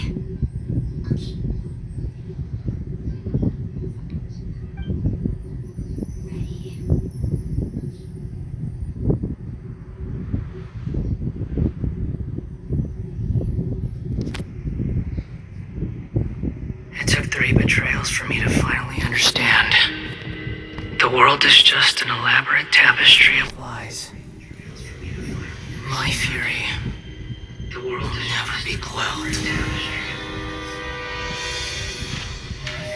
The first to betray me was a god. My creator. My mother. Valuing strength above all. She saw no worth in me and I was discarded. The second was a human. My family. My friend. Consumed by fear, he saw me as an abomination. The third was one exactly like me. A hope for the future. A fledgling barely out of the nest. Powerless before his mortality, he broke his promise to me. Humans, they can't be trusted. And the gods fill me with pure loathing. So I said good riddance. I denounced the world and laughed in its face. My chest will never again be defiled by worldly filth. I will scrub away every last trace of human emotion. Then it will be empty, a blank slate, and ready to receive a supreme gnosis, brimming with pure divinity.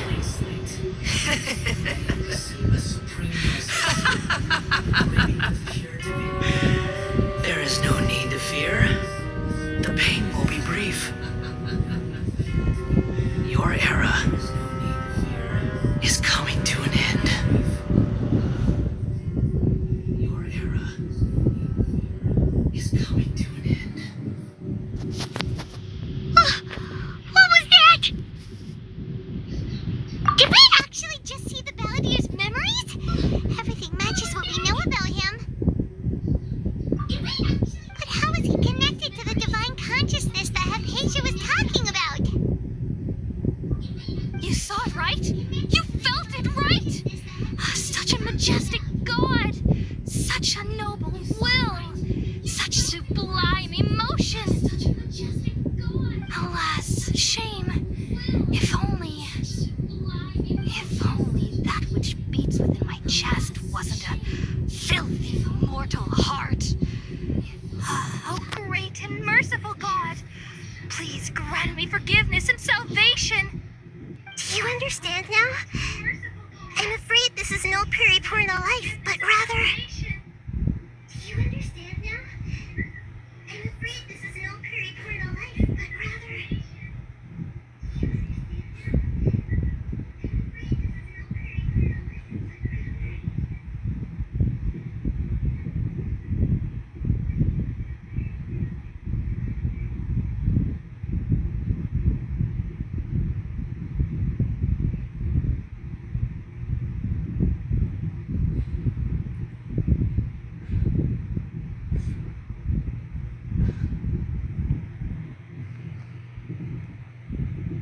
Fez igual eu.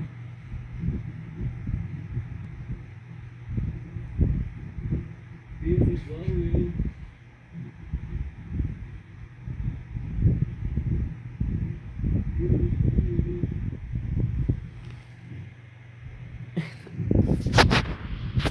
Mas você usou ela, não pode usar elas não.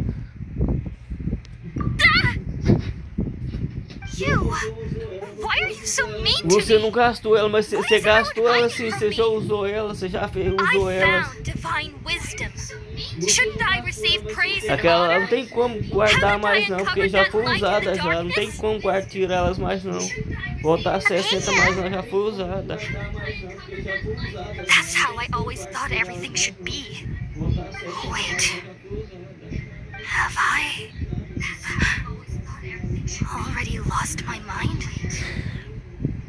Have I already lost my mind?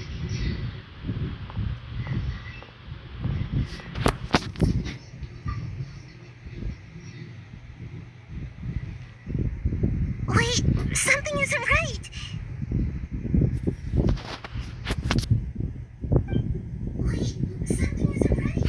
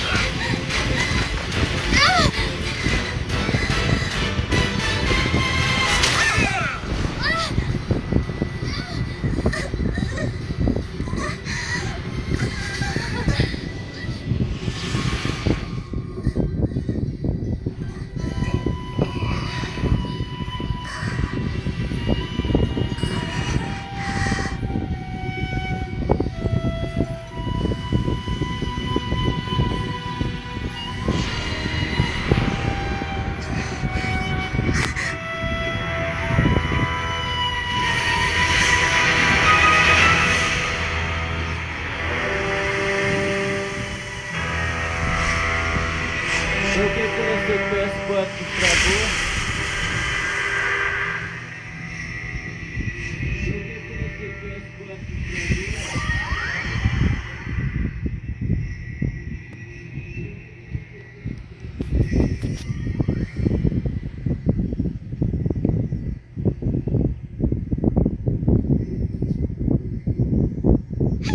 Okay, we finally lost him.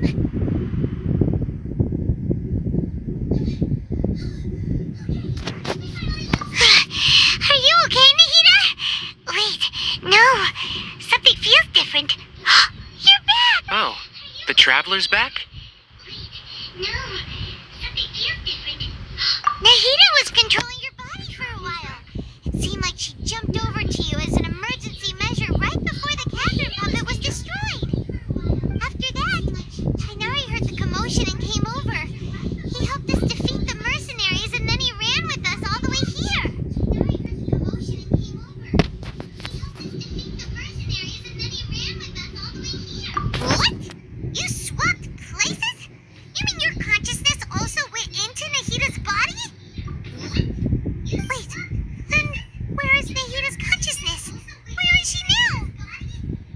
I never imagined that an individual's consciousness could be transferred around like this. Had I not seen it with my own eyes, I would have never believed it. I don't think this can be achieved with current... Also, while we were running, the consciousness in your body told me to pass on a message. She said... Also, while The doctor has found a way to O trap celular my dura quase consciousness, 5 horas de bateria so à I can't noite. journey with you anymore. But even in a moonless night, a shower of starlight can still drown out illusions and lies. Oh no! Hada's trapped in the sanctuary of Surasthana for goodness time! Was that message all she left for us? It's pretty vague.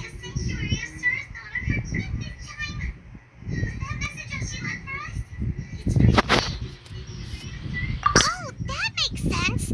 Since the doctor captured her, she won't be able to say anything without him knowing. She's being extra careful. Even in a moonless night, a shower of starlight can still drown out illusions and lies. Huh. Paimon knows the moon illusions and lies are from the alchemical divination at the Sub-Zero's festival. Didn't Nahida use a starlight analogy before? It had something to do with Sataria. Oh, that makes a lot of sense. Huh. Do you think Nahida was telling us to go find help but she isn't with us anymore? Think we'll be okay? Paimon, you said Sanctuary of Surasthana, correct? Does this mean that this Nahida you're Eu talking também não about, terminar essas consciousness missões who is aqui, a occupying coisa the que eu vou fazer traveler's outra body coisa. is the Dendro Archon? Eu também não terminar Your guess is correct, but the situation's a bit complicated, Tá chato so it's demais, really hard for us to essas explain right missões já now. tá ficando chata já, agora eu vou pra Fontana, Fontana é mais chata Appeased ainda. right away. As for the complicated nature of the situation, safe to say I have witnessed that for myself. I've spent some time with you, and it looks like the Dendro Archon's also on your side. So, I trust you. Thank you, Tainari. Oh, actually, we came here to ask you a question. What do you know about the project that the sages have been working on? Ah, that. É a mesma coisa While I jogar no was celular, indeed coisa jogar invited to join na... that project, the sages No were Android always é quase a secretive mesma about its coisa. scope and goals, so I eventually declined. All I know is that the project has something to do with the restoration of Irminsul. Huh? Did you see something when you were in Nahida's body? What? Tem os botões de bater, os botões de pular de lado. Evidence? Did you see something when you were in Nahida's body? What?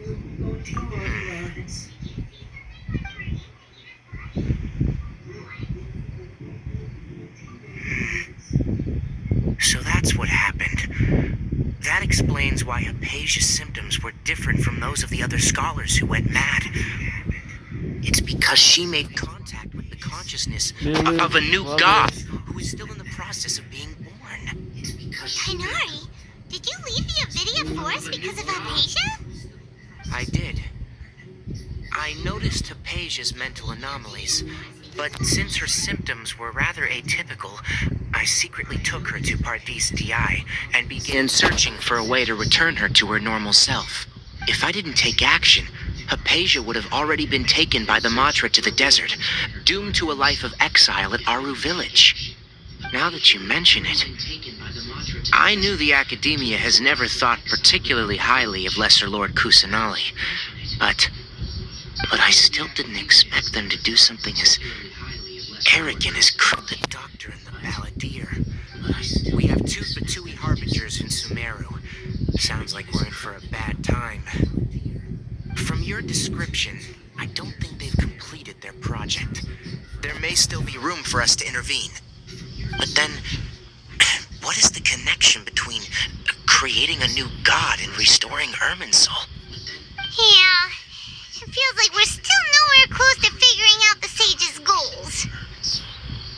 Yeah. Right. We've pretty much gone over everything we need to know, so we should head out. How about you, Tainari? What are you going to do? I'll stay here for now. I still want to try a few more things to help Hypatia. If you're planning to go into the desert, start by heading for Caravan Ribat. That'll be your fastest route. Come find me here if there's anything else I can do to help. May the spirit of wisdom go with you. Thanks, Tainari. Hopefully Hypatia will feel better soon. We're off then. Thanks, Tainari. Feel better soon. We're off then.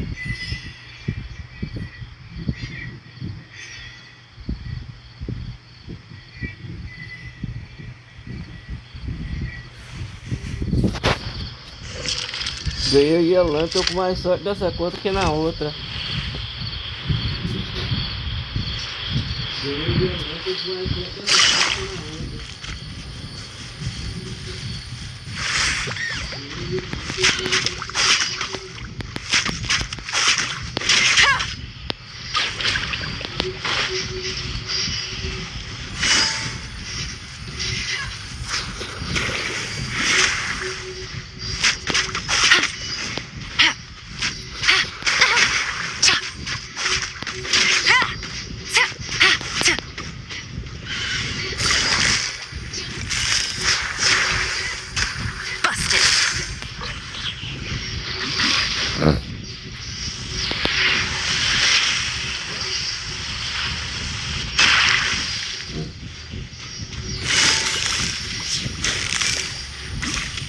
Gotcha. Game's up. Time's over.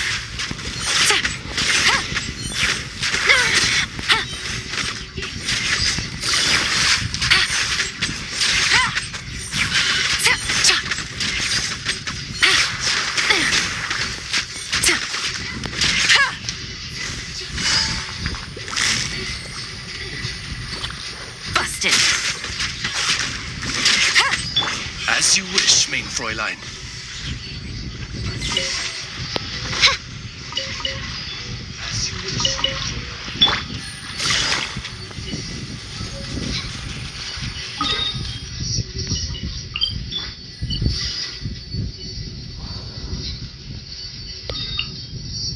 Acho que vou farmar pra upar. Eu vou lá fazer a missão de despenhadeiro pra upar ela. Acho que vou farmar pra upar. Eu vou lá fazer a missão de despenhadeiro pra upar ela. Take it easy.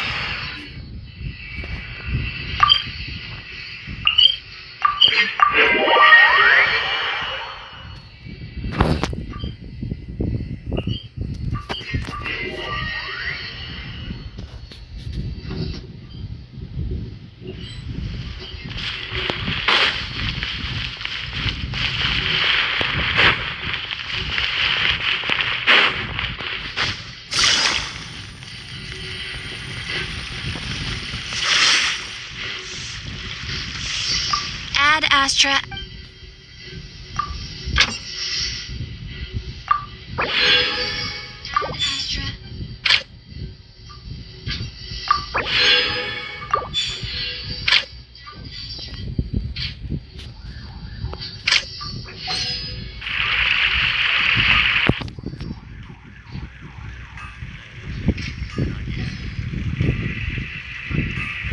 Sim, foi agora que eu consegui peguei ela.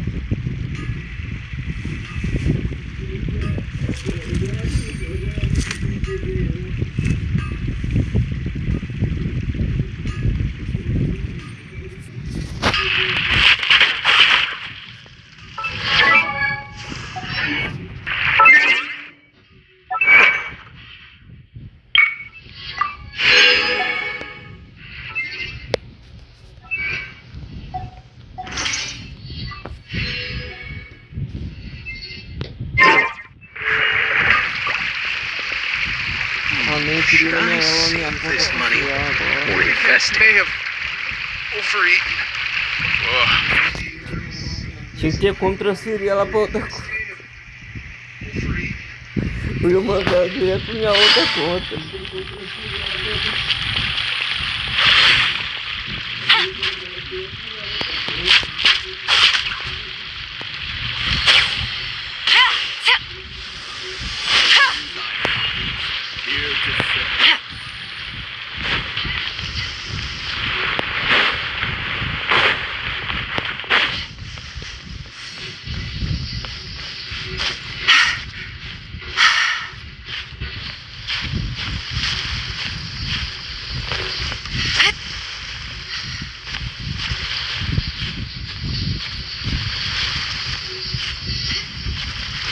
Tem um baú bem por aqui, quer ver?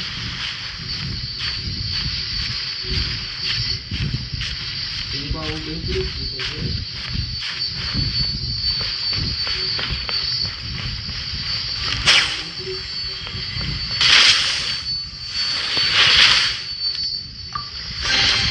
Treasure. One way to draw your target out of hiding. Tem outro bem aqui, quer ver? Vou mostrar. Tem outro bem aqui, quer ver? Ele é bem uma torre, bem por ali. Se não for naquela torre ali, se não for naquela ali, é na outra ali.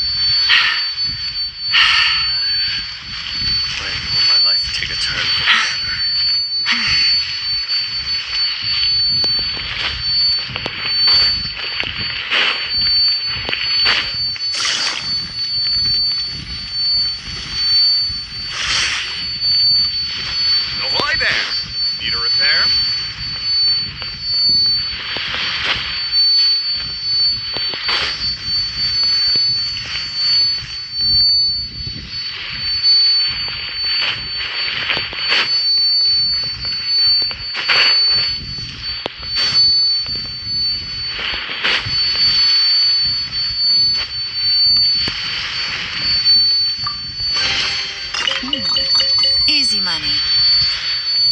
Outro bem aqui, ó. Outro bem aqui, tem outro bem. Tem um numa torre de cima daqui, tem um luxuoso na torre aqui por cima daqui, sim. Tem uma torre dessa daqui, ó. Olha lá, eu acho que naquela de lá, ó.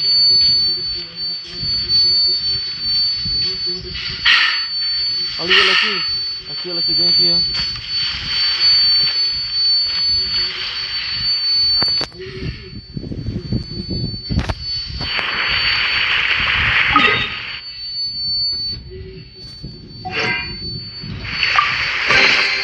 Treasure.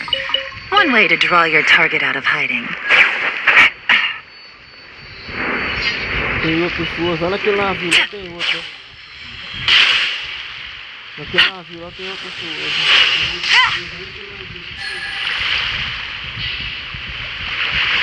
E fica bem naquela parte lá, assim, naquela parte de cima lá.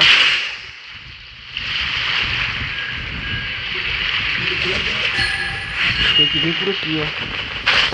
Você vem aqui, ó, quer ver? Eu vou lá mostrar aí, ó. Tem que vir por aqui, ó. Vem aqui, eu vou lá mostrar aí.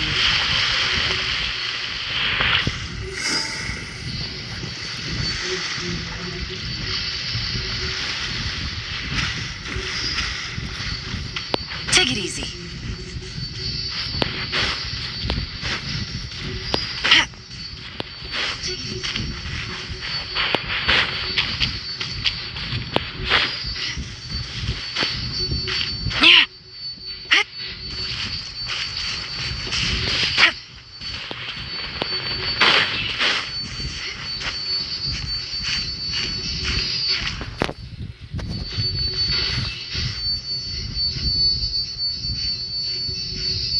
Tem que subir nessa montanha pra chegar lá. Aí você vai voando pro navio. Tem que subir nessa montanha pra chegar lá. Aí você vai voando pro navio.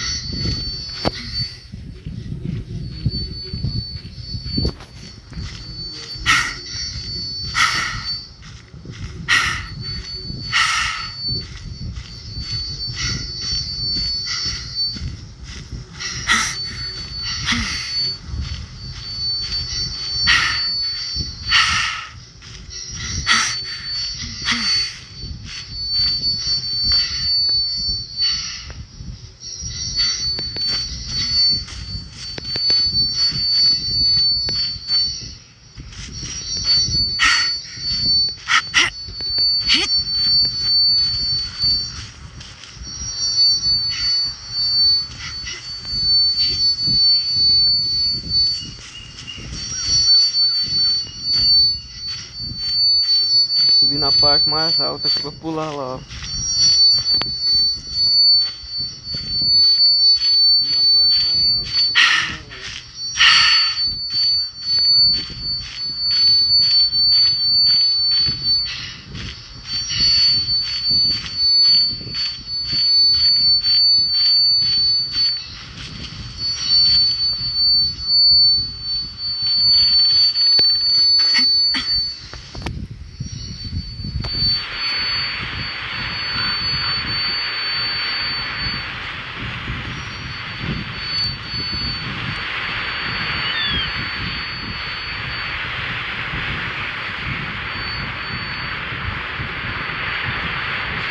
Ali lá na beirada lá, ó. Lá daqui eu tô vendo o baú lá, ali lá, ó. Ali lá, ó, bem lá, ó. Lá daqui eu tô vendo o baú lá, ali lá. Ali lá, bem lá, ó.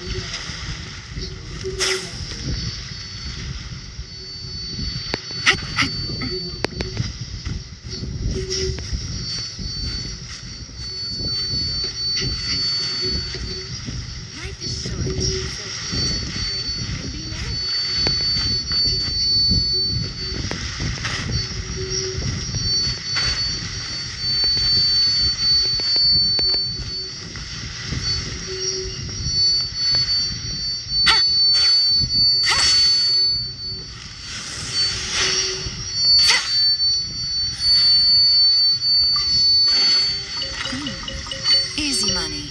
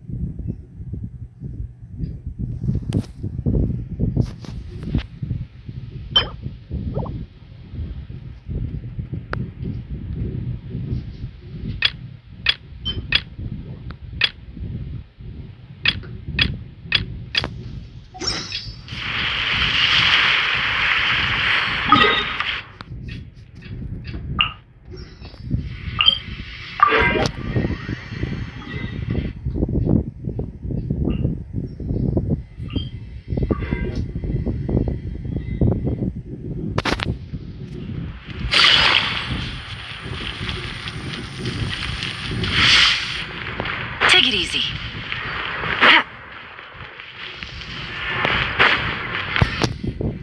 Take it easy.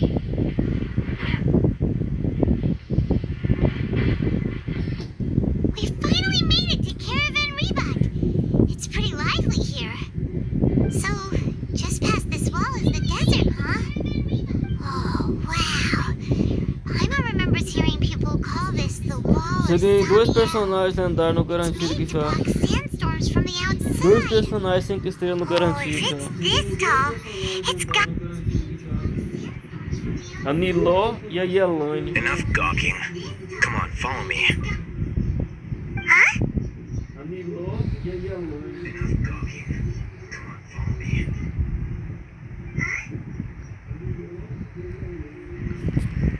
Over here.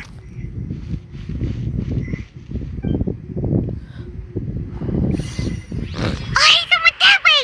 Let's hurry up and follow him. Wonder what he's up to. Oh, he's over that way!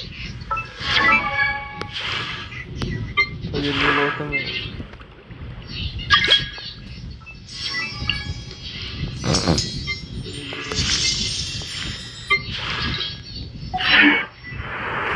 Take it easy.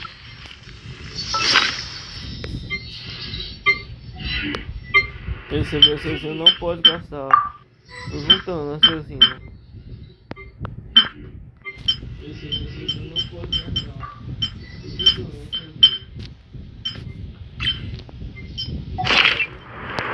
There will still be traces of King Deshret's food. There will still be traces of King Deshret's food.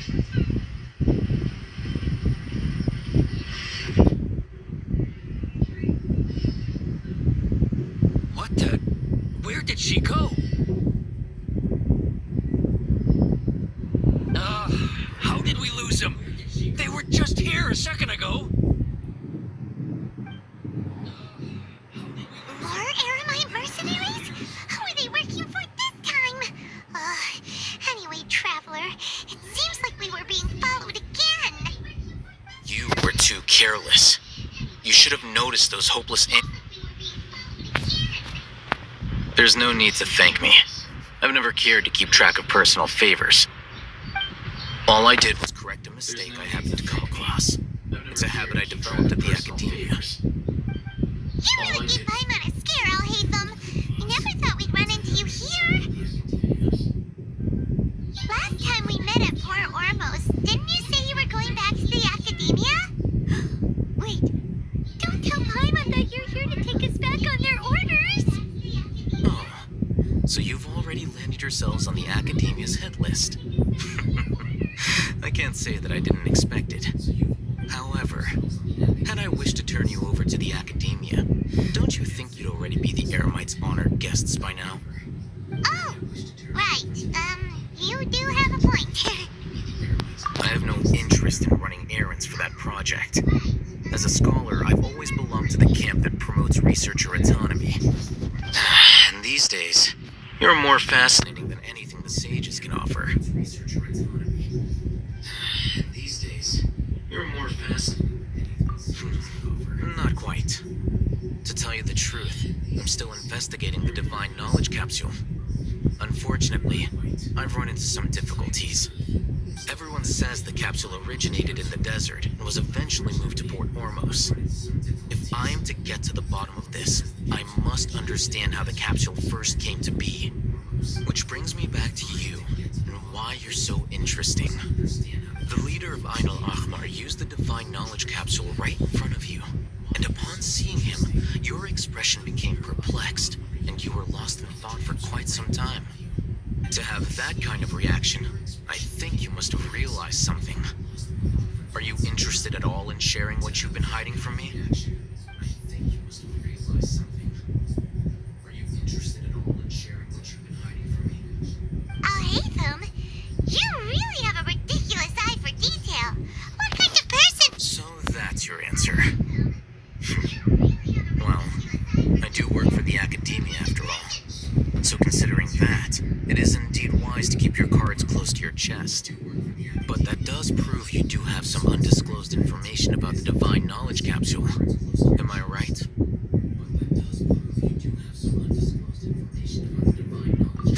No matter. Rather than simply learning the answers from you, I'd still prefer to investigate on my own. Speaking of, you two are also headed to the desert? That's right. We have the same plan as you. But we don't really have any concrete goals at the moment. Then I'd suggest starting with Aru Village. It's the largest settlement in the desert, so it'll probably have more resources and intel than anywhere else. Well, would you like to head there together? It's always better to travel with someone you know. Let's go! Would you like to head there together?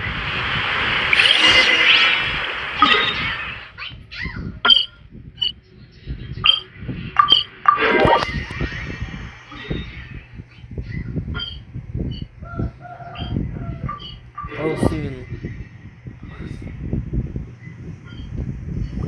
Before us lies Aru Village, the safe haven of the desert folk. Whoa, this landscape is really something else. What a cool place! Let's go check it out. This landscape is really something else. What a cool place! Let's go check it out. Wow!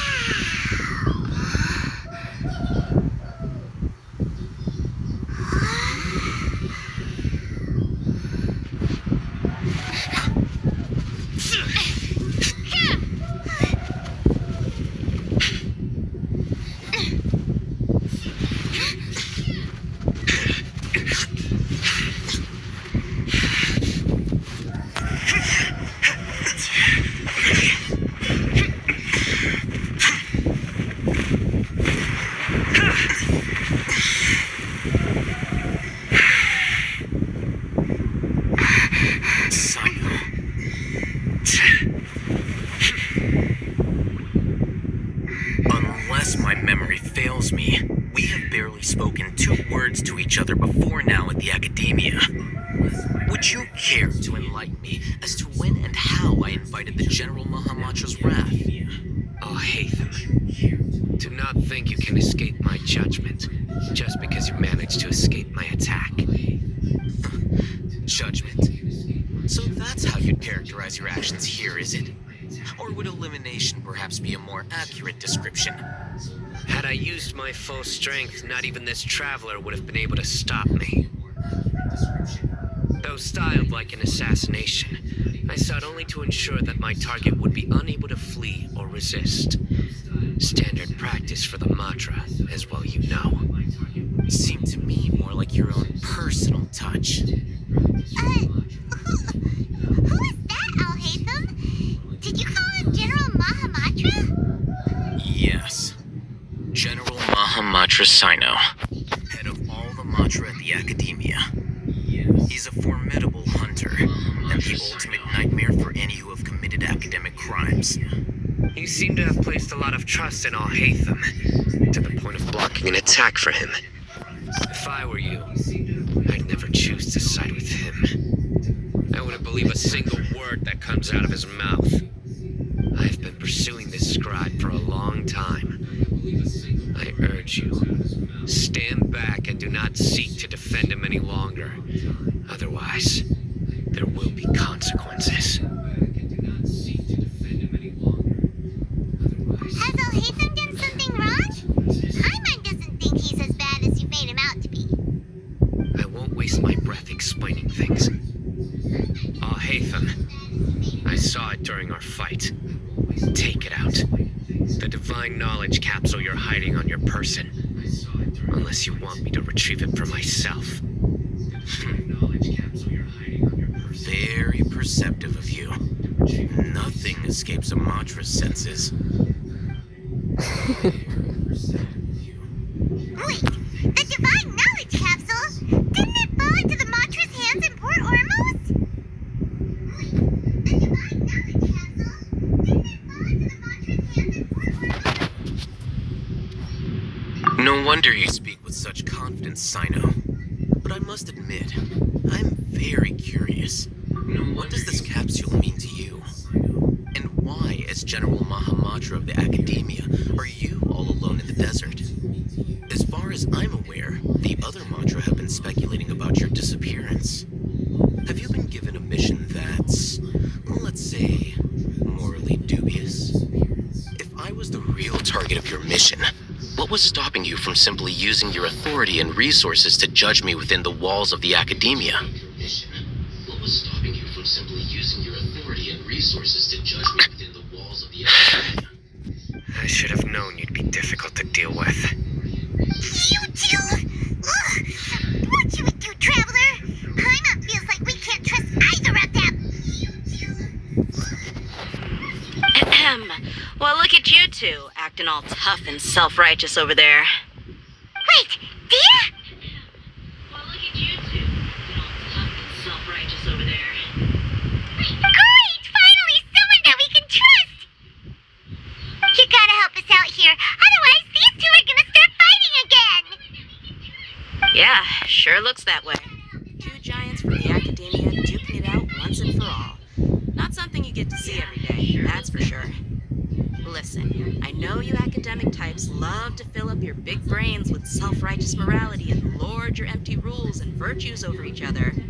But how dare you bring your petty disputes into the safe haven of Aru Village? It seems like someone's gonna have to beat some sense into your thick skulls until you finally learn to respect these grounds.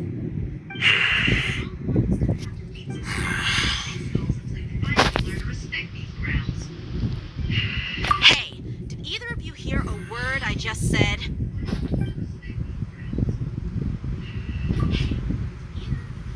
Ooh, what's going on? The wind's so strong! Is this a sandstorm? Paimon's gonna get blown away! Another sandstorm? What's up with these recently? Hey! All of you, over here, quickly! We have to take cover! What's up with these recently? Someone's calling for us! Oh, this wind is too strong! Let's get up! That sounded like Candace. come on, you two. Jeez, are all of you academia folks such hard work? Move it! All right, stop yelling.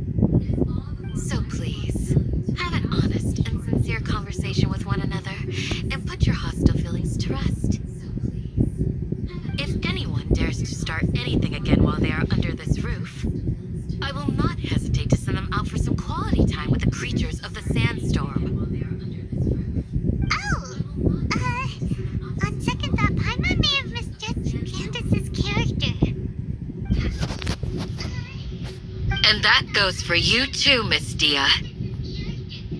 Do I make myself clear? All right, we got it, Candace. Do I make myself clear? That's what I like to hear. All right, so we got it, Candace. Which of you will begin? I was supposed to be a mediator, but I might have gotten a little too involved just now. Anyway, one of those two should probably start talking. Wait, that was you trying to be a mediator? I have nothing to hide, so there's no shame in explaining myself. While Al-Haytham wasn't wrong about the other Matra not knowing my whereabouts, it's not because I've been assigned a morally dubious mission. Rather, I've chosen to exile myself. Huh? Exile yourself?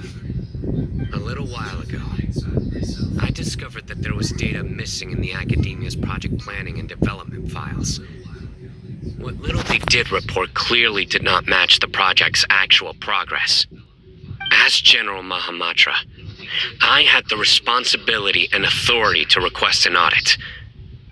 However, to my surprise, the person responsible for the erroneous data was none other than Grand Sage Azar himself. I tried to investigate the issue myself before submitting a formal audit request, but I soon found that all leads and potential pieces of incriminating evidence were carefully concealed from me. I began to realize that they were cautious of me from the very beginning. Unsurprisingly, the Grand Sage rejected my audit request as soon as the submission reached his desk. He even said to me, "The power of the General Mahamatra is granted by the sages. You have no right to judge us." So they really are up to no good. I realized then that's the Grand Sage. The Matra are nothing more than tools for the sages to assert and maintain their control over knowledge. The vows that we took, the principles that we strive to uphold, they are meaningless to the academia of today. I believed it would be wise to flee the academia before the sages had a chance to take action against me. This way, they can no longer see nor predict my actions. I will never give up on this investigation. There's no need for someone else to give me power or authority. Once I find the truth, I will administer judgment by my own name. Sino seems to have the same goal as us. We're all investigating the sages. Plus, now that he's no longer the General Mahamatra, he somehow feels a lot less scared. Well, Sino, if that's your story, then why did you see Alhaitham as a target? When I was investigating the matter in the academia, I overheard a conversation between Alhaitham and a sage. The sages asked you to investigate a blonde-haired traveler. Do you dispute this, Alhaitham? What? Like many parts of the project, this assignment was undocumented. Now throw in your suspicious behavior with the divine knowledge capsule, and I think we deserve an explanation. Yes, I was indeed tasked with investigating the traveler. Alhaitham! After all, the promised reward was so great that hardly any scholar could have refused. The sage told me, once you've completed this assignment, I can give you a glimpse of divine knowledge. A most enticing offer. Unfortunately, those academics don't know me at all. Their words contain one key piece of information, namely that divine knowledge indeed exists. That gave me all I needed to know. From my perspective, the sages are far from trustworthy. Think about it. Isn't it a little strange they're so willing to share divine knowledge with anyone, even as a reward? So, I began my own investigation following the lead of the divine knowledge capsule. In the end, I realized my wisdom in committing to this rather than collaborating with the sages. Had I been less guarded, I probably would have ended up like that Ain al-Ahmar mercenary, incapable of remaining sane for long enough to hold a conversation. You mean that the sages originally planned to dispose of you, using one of those I'd already given up on the assignment by then. I only told the academia I was waiting in Port Ormos for you to appear so they wouldn't suspect anything. So it came as quite a surprise when I encountered my erstwhile target while investigating the divine knowledge capsule. Criminals do love to talk about coincidences. Even though I ran into the traveler by chance, I had no intention of providing assistance to the academia. Also, you should remember, you were the ones who decided to follow me and strike up a conversation after I left that tavern. That's true.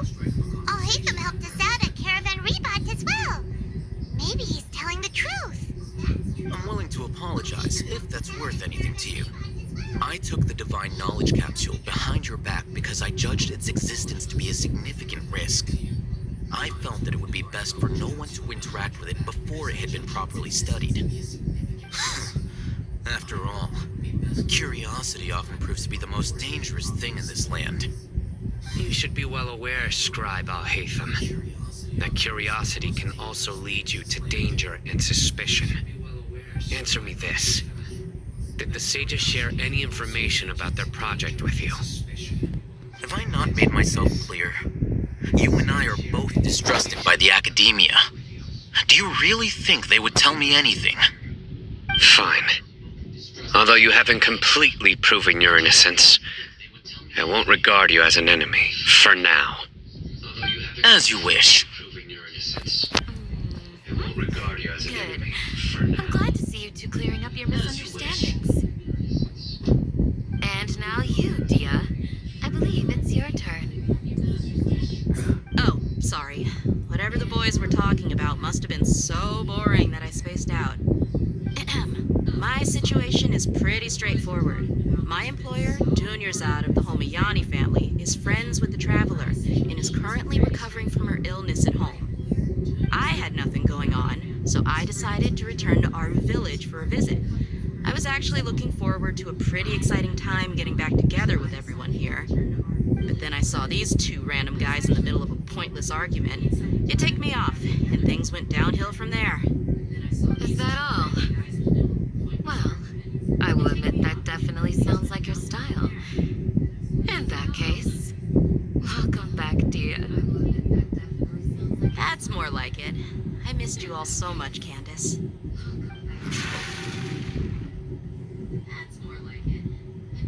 Whoa! What was that sound? No need to worry. Now that you're no longer at each other's throats, please make yourselves at home. I'll take a quick trip outside to clear out some of those creatures in the sandstorm. Creatures? In the sandstorm? Are you sure you don't want some backup? Fighting in a sandstorm is not for the faint-hearted. Anyone without extensive training in these conditions is at a disadvantage. You needn't worry. Yeah, just leave him to Candace. Don't worry, she's as tough as they come.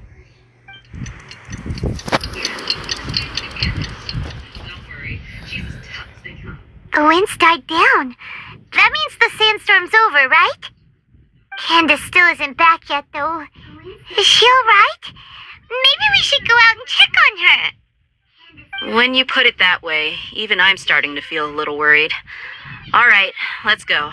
We've been here long enough. And even I'm starting to feel worried. Let's go. We've been here long enough.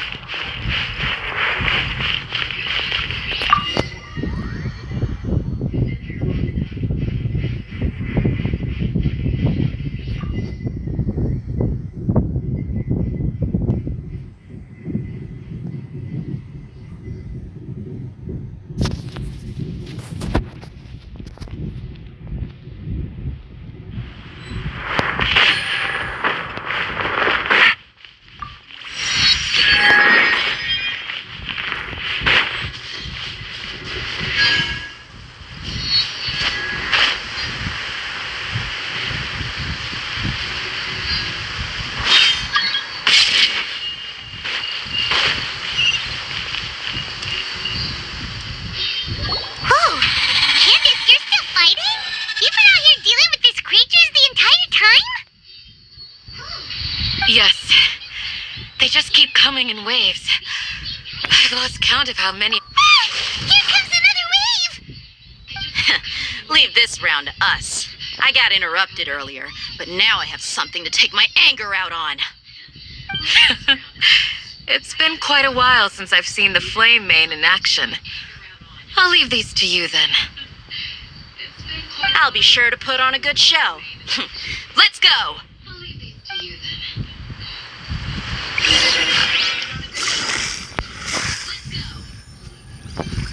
Gotcha! Incinerate!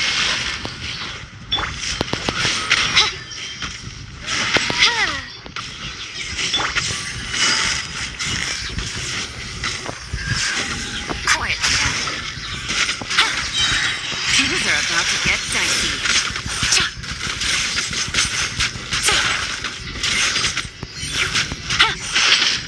Gotcha! Here comes another wave! When are they ever gonna let up?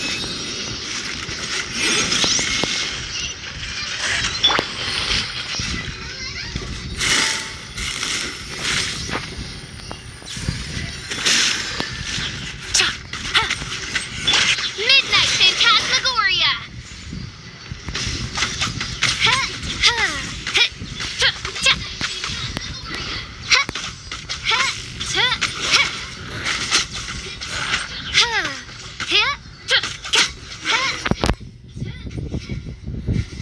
The creature stopped appearing.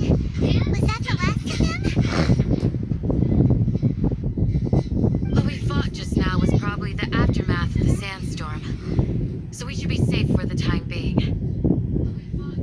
Well fought, everyone. No injuries injuries, I hope. Huh? Who are you? Ah, my apologies. I haven't had a chance to greet you yet. I had my hands full taking care of the village's elderly and children. I am the chief of Aru Village. Everyone usually calls me Uncle Anpu.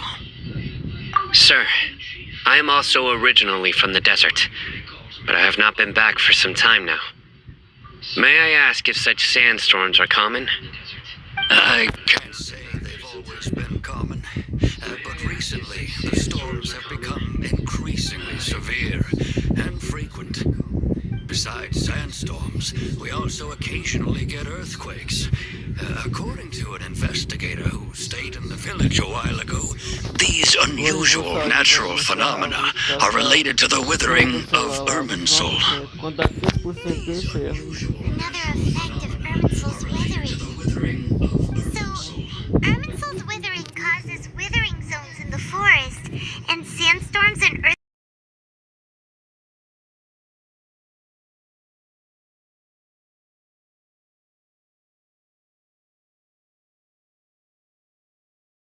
State. Everyone in Aru Village needs to take good care of themselves. Speaking of which, why haven't I seen a single village keeper since I got here? Village keeper? Who are they? Village guards like Candace? Does your curiosity know no bounds? Village Keeper is how Aru Village refers to mad scholars, exiled here by the academia. Most of them are scholars who lost their sanity after a period of training in the Avidia forest. The academia believes that their crazed mutterings may have a negative effect on the psyches of other scholars. Alas, that's exactly what we've been trying to investigate. One by one, the village keepers have been mysteriously disappearing without a trace. But no one in the village has ever seen them leave. If you're planning to stay around the village for the next few days, I'd appreciate it if you could keep an eye out for them.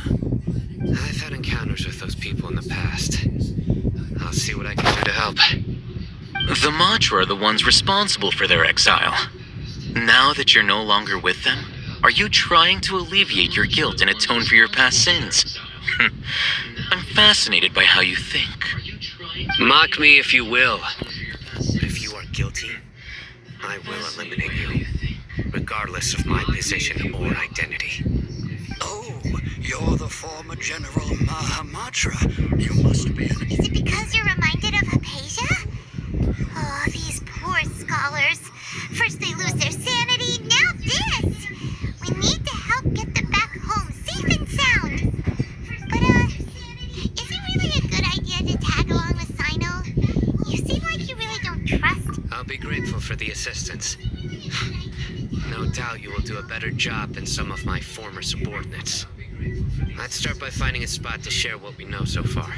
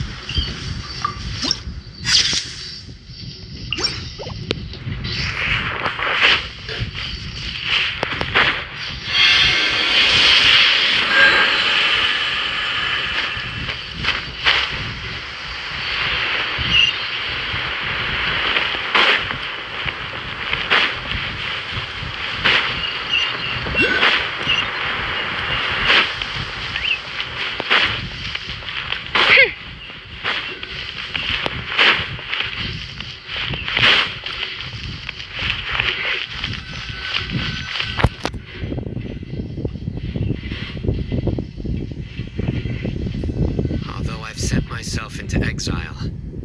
I'm still doing essentially the same things as before. Do you still have any questions for me before we start our investigation? One of my former subordinates told me that this title has its origins in a strange incident. The academia has long exiled mad scholars to Aru Village.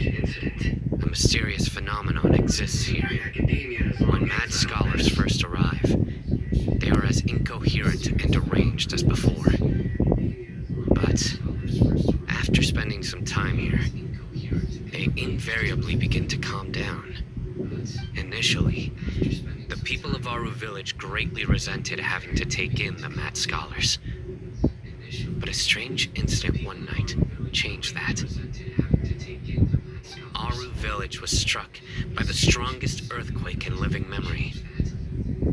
Seeing buildings on the verge of collapse all around him, the then chief of the village was preparing to take everyone to safety.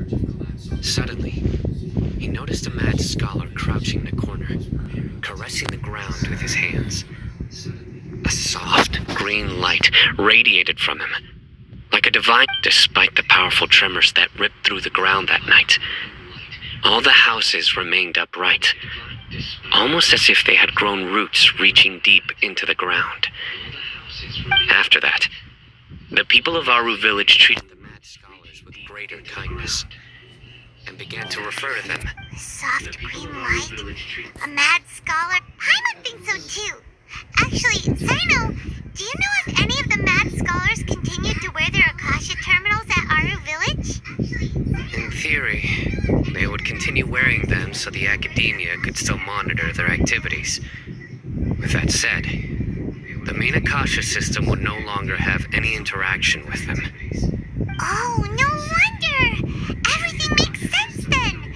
Add in the fact that they calmed down, it was probably Nahida who calmed them. If you are able to draw a conclusion from this one story alone, then it appears you possess much more information than I do. So, what do you make of the story? Really? Lesser Lord Kusanagi. What? You don't believe us? Lesser Lord Kusanagi was definitely using the Akasha to give her power to the mad scholars! No, it's not so much that I don't believe you. I'm just struck by your reasoning. Lesser Lord Kusanagi, the current Dendro Archon, is she really active in Sumeru? The academia has always placed far greater importance on the late Greater Lord Rukadevata. They've more or less ignored Lesser Lord Kusanagi, and I've never had any reason to doubt their views. In addition, I've never heard any stories about Lesser Lord Kusanagi and her deeds. To me, she might as well have been a god that never existed. No way! Nahida definitely exists! She's how should Paimon put it? She's a good Archon who's kind and wise. Even if she says weird stuff sometimes. I've spent many years interrogating criminals, so I can easily tell when someone is lying. Good! Then you should know that we're telling the truth. That look in your eyes. I've never seen that from a liar. You two really must have met Lesser Lord Kusanagi. How can this be? To think, our Archon has been amongst us this entire time. Alright, now it's our turn to put our skills to good use for this investigation. But easier said than done, especially since we don't have any leads. Maybe we can start by knocking on some doors. Excuse me, are you here to help me find my grandpa? Huh? Who are you? Excuse me, are you here to help me find my By the sounds of it, a resident of this village. My name is Isak. You'll help me find my grandpa, right? Is your grandpa a mad scholar? Hey, don't say that. Grandpa is just Grandpa. Why do you have to call him that? It's not like he's a bad person or anything. The person you're referring to is not a local, yet you are. Why do you call him Grandpa? Grandpa is just Grandpa. He's my family. I heard everything you said to the village chief. Please, you gotta take me with you. I want to find my grandpa.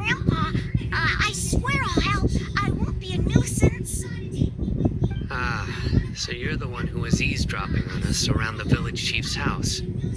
I was planning to go out and take care of whoever it was, but I had a vague feeling that they didn't harbor any ill intent. Whoa. Hazel wasn't kidding about Matra having sharp senses. Sino, he's just a kid. All he wants is to find his grandpa. Let's find a way to help him. Sorry, I was only listening in because I wanted to know where Grandpa went. Honest. If you don't believe me, you can ask Miss Candace.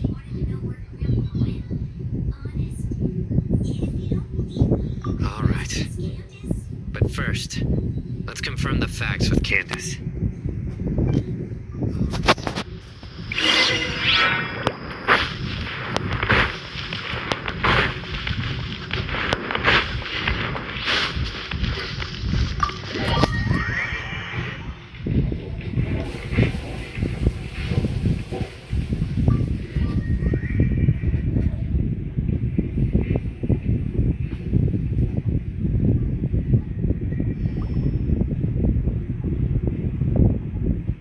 Sino is super vigilant. Is this what all the Matra are like? Ah, you're back already. We just wanted to confirm something with you. Do you know a boy by the name of Isak? I had a feeling he'd go looking for you. Huh? You knew this would happen? Yes. Although he tried his best to stay hidden, I still noticed him eavesdropping outside the window. He really wants to get his grandfather back. Isak's parents were both Aramite mercenaries who rarely returned to the village after finding employment in the city. He was raised by his grandfather. Unfortunately, it was only a few years before his grandpa passed away. Isak was still very young at the time, so various families in the village took turns caring for him so he could survive. Later, an elderly mad scholar arrived at the village. Isak thought the scholar bore a striking resemblance to his grandfather, and thus often spied on the man. However, the scholar was unkempt in appearance and incoherent in speech. Although Isak referred to the man as his grandpa, he was afraid and didn't dare to approach him. One summer night, the oft mumbling and bumbling grandpa suddenly calmed down and seemed to become more lucid. He even noticed Isak hiding in the distance. So Grandpa walked up to Isak and patted him on the head. He even took Isak to the entrance of the village, where he patiently taught the boy the names of the stars, and accompanied Isak until he fell asleep. The next morning, Isak woke up and wanted to go find his... It's said that those who saw the scholar claimed he no longer appeared to be crazy, but appeared to be living in his own world, almost as if he were sleepwalking. Isak was thrilled that his grandpa was able to find peace, and would follow him all the time, asking him things like, "Grandpa, want me to take you somewhere fun?" Or, "Grandpa, could you tell me stories about the stars again?" All this somehow just makes Paimon feel really sad. It seems like they both deserve so much better. Perhaps. Nearly everyone who lives in the desert has some form of hardship or... It's also my reason for fighting. I must... Everyone who lives in the desert has some form of hardship or... It's also my reason for fighting. I must... Maybe the people have always had a considerate God watching over them. Huh? What did you say, Sino? No, nothing. As long as Isak keeps his word and doesn't get in our way, we can take him along. Perhaps you are more compassionate than I gave you credit for. Please accept my thanks on Isak's behalf, Sino. You are more compassionate than I gave you credit for. Please accept my thanks on Isak's behalf, Sino.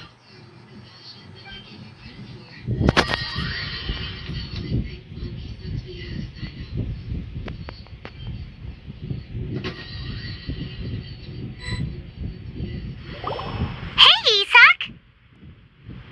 Oh, it's you guys.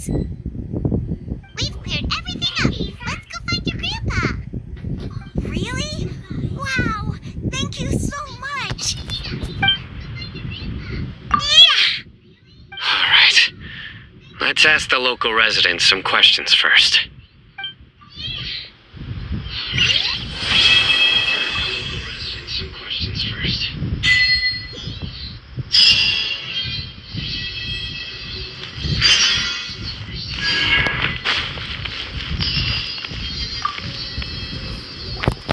Excuse me, did you happen to see where the missing scholars went? You mean the village keepers? Let me think. When I was eating dinner the other day, I saw one of them by the side of the road, muttering away and eating mushrooms and tree roots. They shouldn't go around eating that kind of stuff. Okay. Did you notice anything else? Anything else? No, I think that's all I have to tell you. Sorry. Maçou a carne. Só a mãozinha dele, isso direitinho, viu? 2 raio-x a mãozinha dele. Não quebrou, não. Lá no fone bateu o raio-x. Lá no fone. Bateu lá.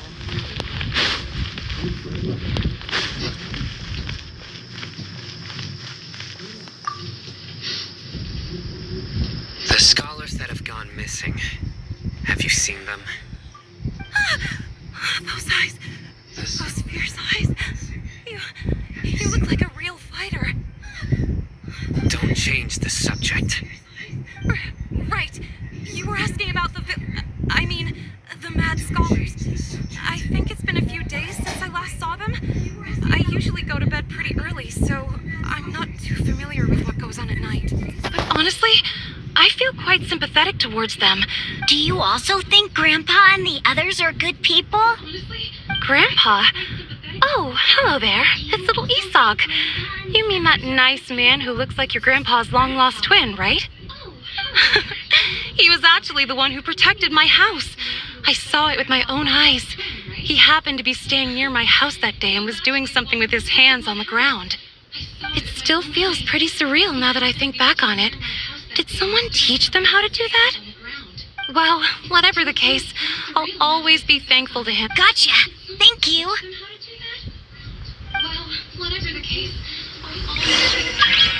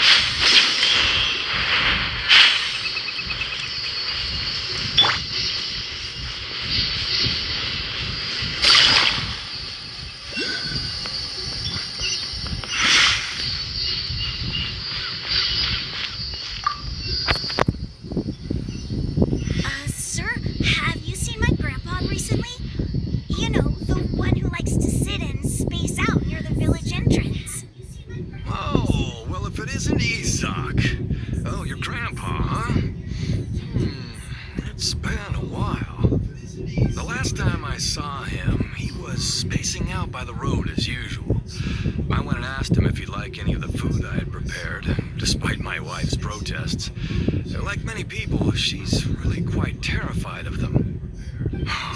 Speaking of my wife, she's still always complaining about how I don't make enough mora.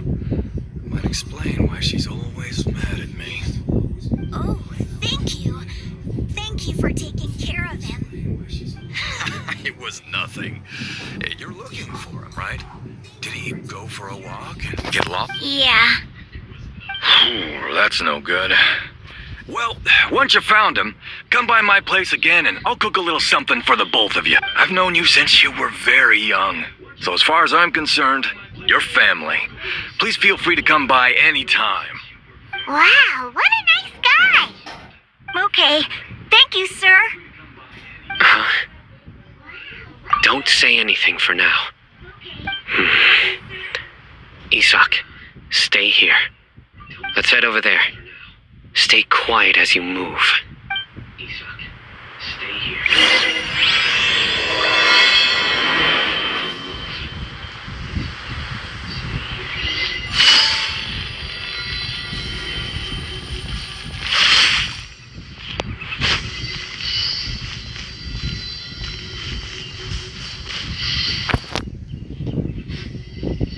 Listen, see if you can make out what they're saying.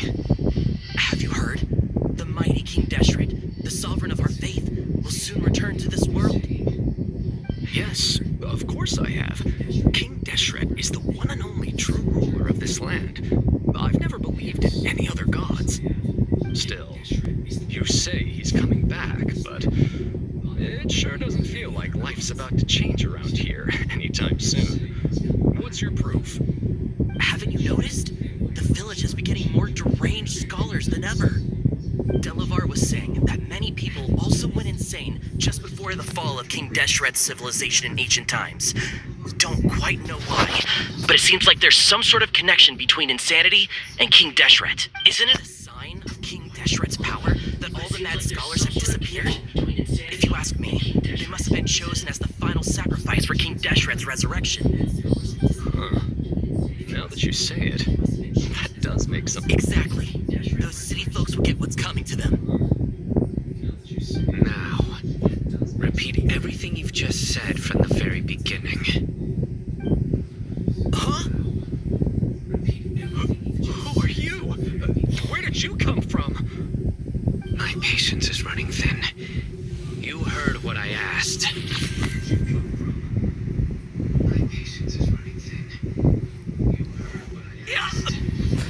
Bro, this guy's something else. Just look at his eyes. One wrong move, and he's gonna flay us alive. Let's not get on his bad side, okay? I'm no match for this guy. Oh, okay, good sir. What is it you would like to know? Tell me about King Deshret's resurrection. Well, I only know a few things from hearsay. I went for a drink the other day and heard others talking about a rumor that the madmen will disappear and that King Deshret will return to this land. I'm not making this up, I swear. Hey, go on. Keep talking. It's true. It's all true, sir. We desert folk have had more than enough of those people at the academia. They keep sending us all their mad scholars and won't let us have a good life. Would you want to live like this if you were in our place? The radicals were even more thrilled than me when they heard the news. We're all praying for King Deshret's speedy return. Delavar also said that once King Deshret returns to our side, it's only a matter of time before we conquer the land on the other side of the wall. They're all willing to serve under King Deshret and fight for a share of the glory. Is that so? Seems like he still wants to know more. Keep talking. Got it. At first, I told myself it was just the drink talking, but then all the mad scholars vanished without a trace, just as the rumor said. Please, don't beat me up just for mentioning these rumors.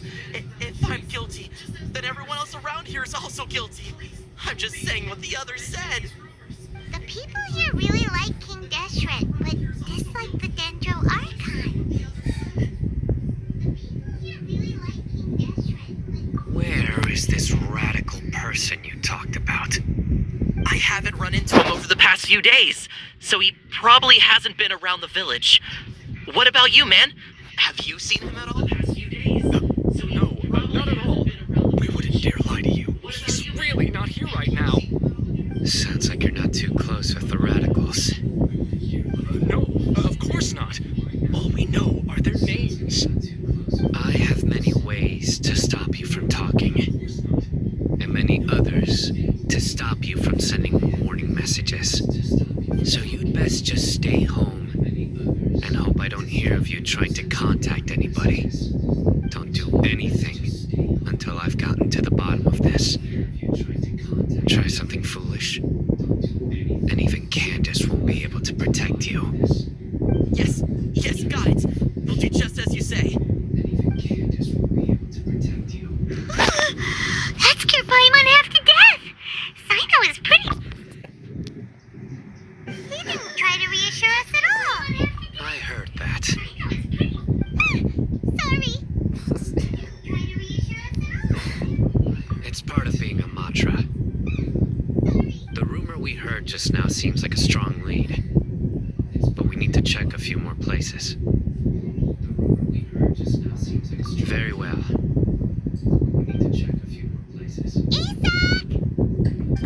I'm here. Where's your grandpa's house? Well, I can take you there. Just follow me.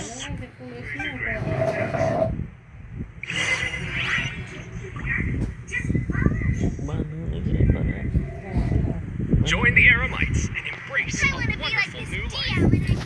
I hope I can be as cool as Candace one day.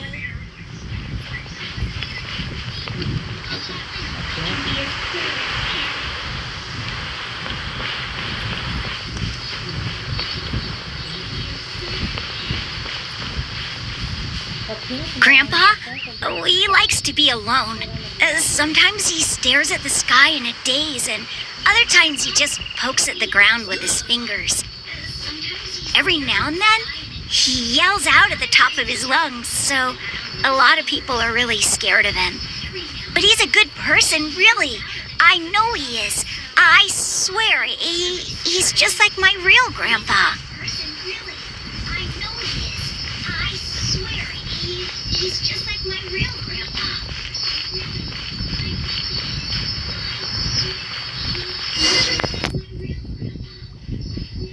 Oh, this is where Grandpa usually stays. There sure isn't much here.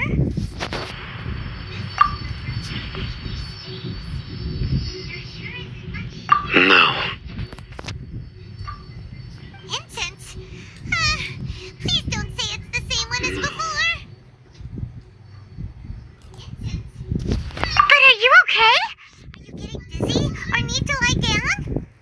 There's a scent that you can sense, but I can't. A certain traveler here once passed out from that smell. Thankfully, Tainari saved the day. And then he gave us a long lecture to explain all about how it worked. So, you know Tainari. Huh? You know him too? Are you two friends? Yes. Now that I concentrate, I can also make out the scent of incense. Wait, surely Tainari didn't lecture you too? No need. Wait, surely Tainari didn't lecture you too? No need. Did you first encounter this scent at Tainari's house? In the forest. From a scholar.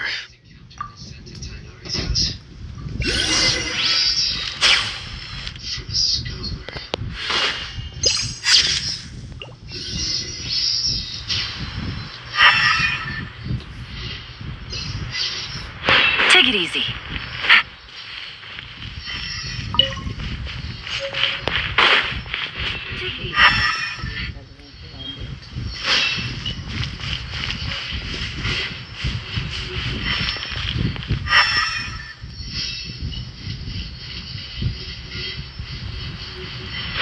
Take it easy.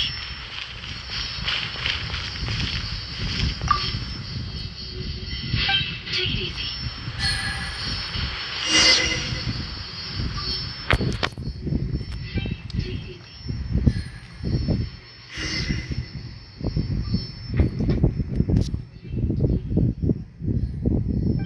What are you looking for, Sino?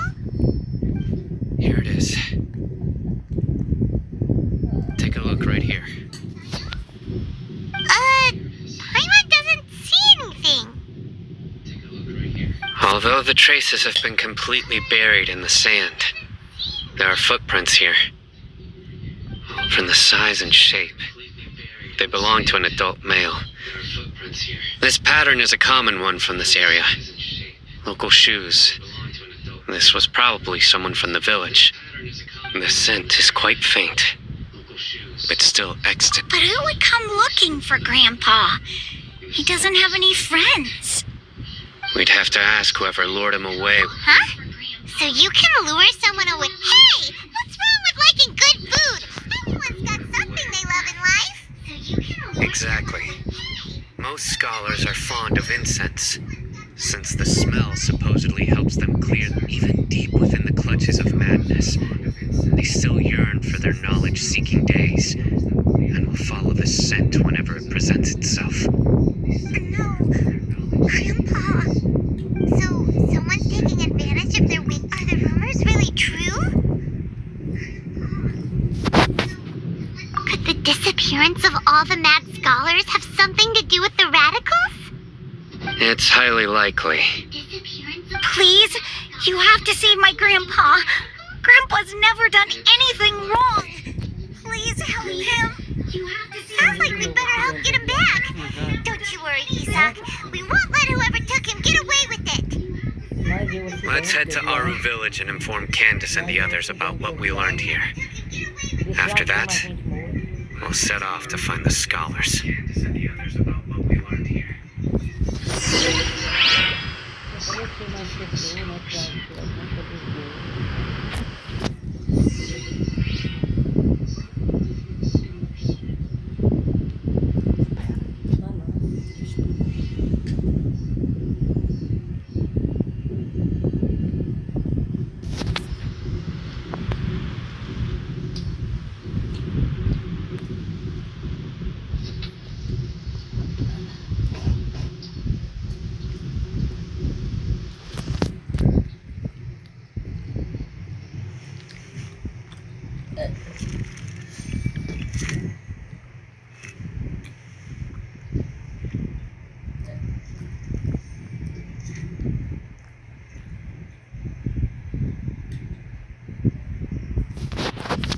Pessoal, vou encerrar ali, o celular tá descarregando aí, ó.